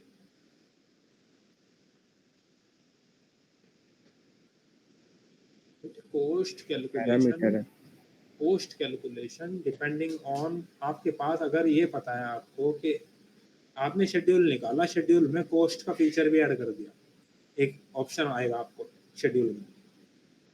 अगर एयर टर्मिनल की टोटल क्वांटिटी आ रही है मान लो 100, और आपने एयर टर्मिनल का एक पीस बता दिया 1000 रुपए का, तो वो अपने आप 1 लाख रुपए दिखा देगा टोटल। लेकिन बताना आपको पड़ेगा, इनपुट आपको देना पड़ेगा। बात वो समझे? तो पैरामीटर से ना करते हैं। अरे पैरामीटर तो क्यों देना, जब अभी आपको जो मैंने शेड्यूल समझाया, इस शेड्यूल पे ही आओ ना आप, ये शेड्यूल समझाया ना, यहाँ पे कोस्ट भी ऐड कर पैरामीटर दो। पैरामीटर नहीं बोल रहा हूँ सर, वो जो ऐप एप्लीकेशन एक आता है रेविट के जैसा, के जैसा एप्लीकेशन, जिसमें कॉस्ट वगैरह निकालते हैं। देखो हर कंपनी अलग अलग यूज करती है बेटे। पोस्टिंग के लिए तो आज भी 90% से ज्यादा कंपनी एक्सेल पे काम कराती है, बजटिंग, कैलकुलेशंस, इन सब के लिए। क्योंकि प्रॉब्लम ये है ना, 2 तरह की कैलकुलेशन होती है ना, एक कंपनी की इन हाउस कैलकुलेशन होगी, एक जो क्लाइंट के सामने प्रेजेंट की जाएगी। अपना प्रॉफिट दिखाया थोड़ा ही जाएगा, हमें इतना प्रॉफिट हो रहा है, उसको तो जो लेने हैं उनको, कंपनी को अपने क्लाइंट से, वो तो वही कॉस्ट दिखाएंगे ना सामने। तो एक हिडन कॉस्ट भी तो रखनी होती है साथ में, इंटरनल, तभी तो उनको पता चलता है कि उनका प्रॉफिट क्या है। तो ऐसी चीजें तो आपको कंपनी में ही, हर कंपनी के अपने अलग पॉलिसी होती है उसके लिए। सर जैसे कोई भी आर्किटेक्ट फाइल मैंने लिंक करा, उसके साथ ये ऑटोकैड भी लिंक किया, ठीक है, तो सर हर प्रोजेक्ट के लिए अलग अलग ये स्पेस क्रिएट करना होता है कि वो ऑटोमेटिक करके मिलेगा। देखो स्पेस से आपको ये नहीं, एक चीज समझोगी कि स्पेस को हम यूज करते हैं कैलकुलेशन पर्पज के लिए। जी। अगर आपको काम ऐसा मिल रहा है जिसमें आपको केवल मॉडलिंग करनी है, तो जरूरी ही नहीं है स्पेस बनाना, आप डायरेक्ट काम शुरू करो। लोकेशन तो मिल ही गई आपको कैड फाइल से सारी। कोई जरूरत नहीं है स्पेस क्रिएट करने नहीं, कोई जरूरी नहीं। और जो रूम बाउंड्री ऑन करते थे, बेटे वो भी तो ऑन इसीलिए करते थे ताकि स्पेस बन पाए। अगर स्पेस ही नहीं बनाना तो फिर रूम बाउंड्री भी ऑन मत करो, जब भी कोई फर्क नहीं पड़ता। डायरेक्ट मॉडलिंग कर सकते हैं। जी कर सकते हैं, पॉसिबल है बिल्कुल। इसलिए पूछ रहे हैं कि सर बहुत में आदमी खोल रहा है, जी तो जैसे उसमें सीलिंग हम लोग डिफाइन कर देते थे स्पेस क्रिएट करते समय, प्रोजेक्ट पैरामीटर में प्रोजेक्ट ब्राउजर में भी बना देते थे। तो जैसे हमको कोई चीज प्लेस करना है तो वो सीलिंग पे डायरेक्ट प्लेस कर सकते थे। इसमें क्या है सर, सीलिंग प्लान होते हुए जो स्पेस है उसका कोई काम नहीं है, डायरेक्ट हम एप्लीकेशन डाल के प्लेस कर सकते हैं, यही ना? हाँ, तो उसमें भी तो मैंने आपको बताया था ना, स्पेस की हाइट उतनी ही होती है जितनी जहाँ सीलिंग होती है। वो जरूरी नहीं है, अगर आप नहीं भी बनाएंगे इस प्रोजेक्ट में भी जिसको हमने लेक्चर किए, तो उसमें भी प्लेस हो जाएंगे कंपोनेंट बिना स्पेस बनाए भी। कंपोनेंट प्लेसिंग में थोड़ा ना दिक्कत होती है, चाहे आपने स्पेस बनाया या नहीं बनाया, उसका कंपोनेंट प्लेसिंग से कोई लेना देना नहीं। ठीक है सर। ठीक है, हेलो हेलो जी सर, बताइए। मैं ये पूछ रहा हूँ कि नेविस वर्क मंडे से स्टार्ट होगी क्या? अरे भाई साहब, कुछ MEP के लिए पूछ लो, नेविस वर्क तो देख लेंगे, पहले ये तो बस कर लो कंप्लीट। हेलो सर, जी मेरे को प्लम्बिंग में प्रॉब्लम आ रही थी। ये डाउट बताओ ना, मैंने तो पहले ही बोल दिया था आपसे डाउट इकट्ठे कर लेना। बताओ क्या डाउट है, स्क्रीन शेयर वो करो, दिखाओ। प्लम्बिंग में जब पाइप रूटिंग करते हैं ना, बेटे तो दिखाओ फ्लोर ना। प्लान दिखाऊं? मैंने पिछली बार बोला था जब हम क्लास करेंगे डाउट्स के लिए स्क्रीन शेयर करिएगा, तभी समझ पाएंगे। ऐसे समझ में ही नहीं आएगा आप क्या पूछना चाह रहे हैं। ओके सर, करता हूँ।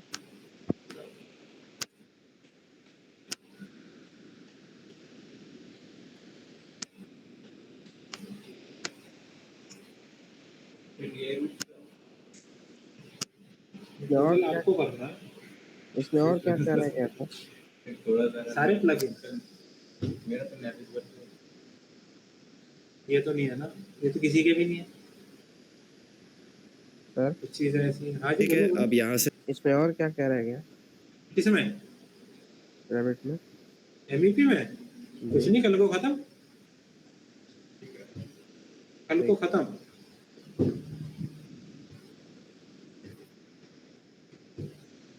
लाइट वाला ना, हाँ बेटे वो आज ही टाइम, आज ही फ्री हुआ हूँ, आज देखूंगा मैं उसको, इसीलिए तो कह रहा हूँ कल को खत्म करूंगा, वरना आज ही कर देता अगर अगर वो डाउट पेंडिंग ना होता तो।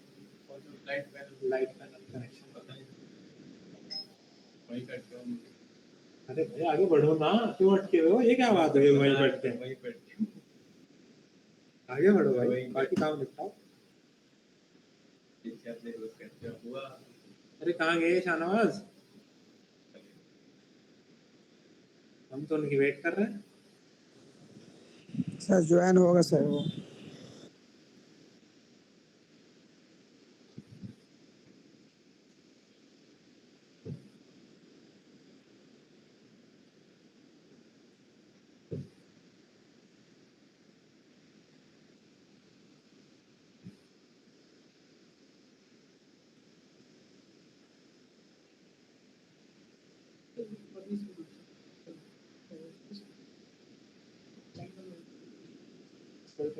स्कर्टिंग तो भी तो उसके बोलेंगे फीट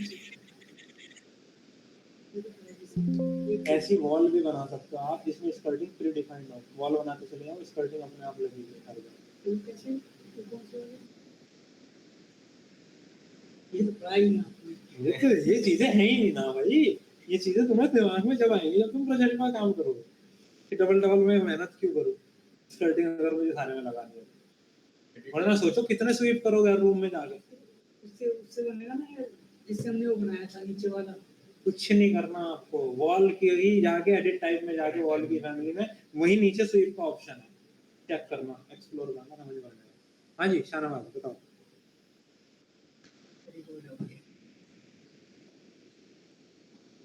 शाहनवाज आवाज आ रही है बेटा?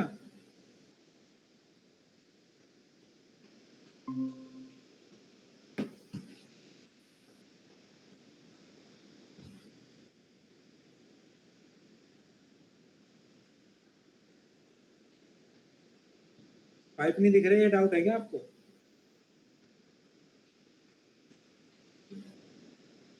आवाज नहीं आ रही बेटे शाहनवाज आपको, आप क्या बोल रहे हो नहीं बोल रहे हो कुछ नहीं पता।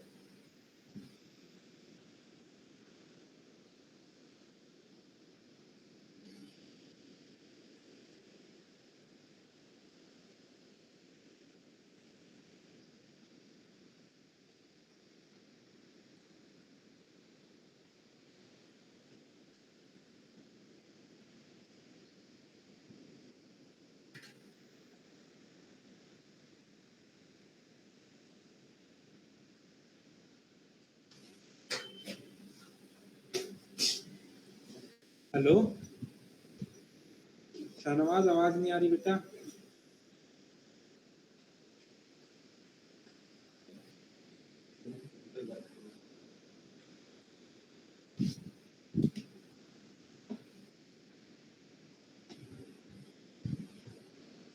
भाई किसी को आवाज आ रही है क्या शाहनवाज की? नहीं हाँ सर। अब आई है कुछ। No sir. शाहनवाज हेलो, हाँ जी, आवाज नहीं जा रही थी सर, अब आइए बेटा, अब बताओ। वो फोन से कनेक्ट किया हूँ। ठीक है, क्या पूछ रहे थे उसमें जो आपने फाइल अभी शेयर की थी स्क्रीन, प्लम्बिंग वाली? आ रही सर आवाज? जी आ रही है। ये पाइप राउटिंग में दिक्कत है सर। पाइप रूटिंग में क्या दिक्कत है वही तो पूछ रहा हूँ, बताओ। ये जब मैं पाइप राउटिंग करता हूँ तो यहाँ हाँ, शो नहीं दिखता नहीं है, यही तो है जी जी। बेटे। व्यू रेंज में गड़बड़ है, व्यू रेंज को खोलो, वी आर, एस्केप करो कमांड से बाहर, व्यू रेंज, नीचे जाओ, इसे अनलिमिटेड कर दो, लेफ्ट साइड में यहाँ से अनलिमिटेड कर दो, ओके करो। कौन सा पाइप है? अब पाइप टाइप दिखाओ मुझे। PVC DW hydronic supply. Okay, आप हो प्लम्बिंग के फ्लोर प्लान पे। दोबारा बनाना।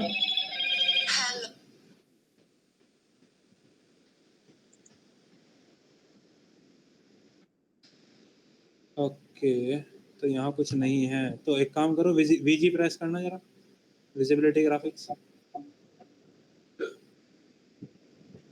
नीचे आओ, थोड़ा सा स्क्रॉल करो, और पाइप इनेबल्ड है। फिल्टर में जाना, ये हटा दो यहाँ से, इनेबल फिल्टर का जो ऑप्शन है ना, इसे हटा दो, ओके करो। दिख गया? शो हो रहा सर। जी सर। जी, और बताओ। और नीचे से सर फाइन कर लो, पाइप सही दिख जाएगा आपको।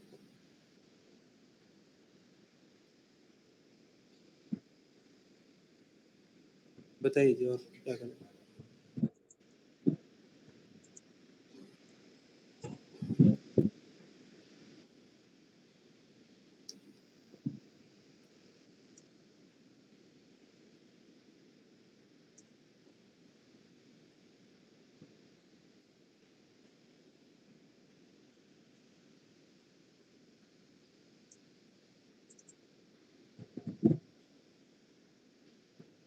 सर ये फायर फाइटिंग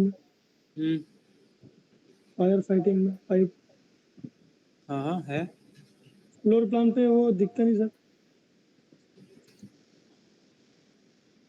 ये सब। अरे बेटे, कई बार डिस्कस हो चुका। लेफ्ट साइड में प्रॉपर्टीज में देखो, व्यू टेम्पलेट कहाँ है? व्यू टेम्पलेट, नीचे आओ, नीचे आओ, फायर प्लान लिखा है, इस पे क्लिक करो। यहाँ राइट साइड में देखो, मॉडल डिस्प्ले, राइट साइड में मॉडल ये डिस्प्ले, इसी में कहीं मॉडल डिस्प्ले लिखा होगा ना, पैरामीटर में नाम चेक करो जी जी नीचे, जी। और नीचे आओ, मॉडल डिस्प्ले देखो, फिर ज़्यादा नीचे चले गए, पढ़ो यहाँ मॉडल डिस्प्ले कहाँ लिखा है। सर एक ऊपर में लिखा हुआ डिस्प्ले अरे मॉडल। रुको ना, नहीं यार, मैं बोल रहा हूँ मॉडल डिस्प्ले, आप डिस्प्ले मॉडल पे जा रहे हो, दोनों में फर्क है। जी जी इसके सामने से ये टिक हटा दो, ओके कर दो, अब चेक करो दोबारा। जी सर, शो हो रहा है। ठीक है, ठीक है सर, और बताओ। बस सर हो गए। चलिए जी, ठीक है, किसी और के पास कोई डाउट नहीं है तो वाइंड अप करते हैं। सेम टाइम कंफर्टेबल है ना कल भी सब लोग? जी यस सर, सर। कंफर्टेबल। ठीक है, जी सर। अब स्ट्रक्चर कितनी देर में शुरू करें बताओ? आज ही करना है तो शुरू। खत्म सर रात को हैं? रात को रात को यार मैं ट्रैवलिंग में रह सकता हूँ, मैं असर के टाइम निकलूंगा यहाँ से, फिर लेट नाइट करना पड़ेगा भाई, मैं तो ले लूँगा। Okay sir, no problem sir, late night चलेगा। लेट नाइट का मतलब समझ लो 10:30 बजे लूंगा वैसे भी क्लास। संडे है ना अगले दिन। हाँ संडे है, मुझे कोई दिक्कत नहीं, फिर 10:30 बजे लूंगा class. Yes sir, no problem sir, अगले दिन संडे है ना सर, कोई दिक्कत ठीक है जी, रात को 10:30 बजे मिलते हैं। Okay sir. रेविट स्ट्रक्चर वालों से केवल, नासिर आप मत घबराओ, आपकी नहीं है क्लास। आप सो जाना भाई, नासिर भाई आप सो जाना। ठीक है चलो, एक डाउट ठीक था है। पिक्चर में। ठीक है। ठीक है, अल्लाह हाफिज। अस्सलाम वालेकुम सर। अस्सलाम वालेकुम सर। ठीक है भाई लोग, अस्सलाम वालेकुम। मौजम भाई अस्सलाम वालेकुम। वालेकुम सलाम। मौजम भाई अस्सलाम वालेकुम। वालेकुम सलाम। क्या हाल है मौजम भाई?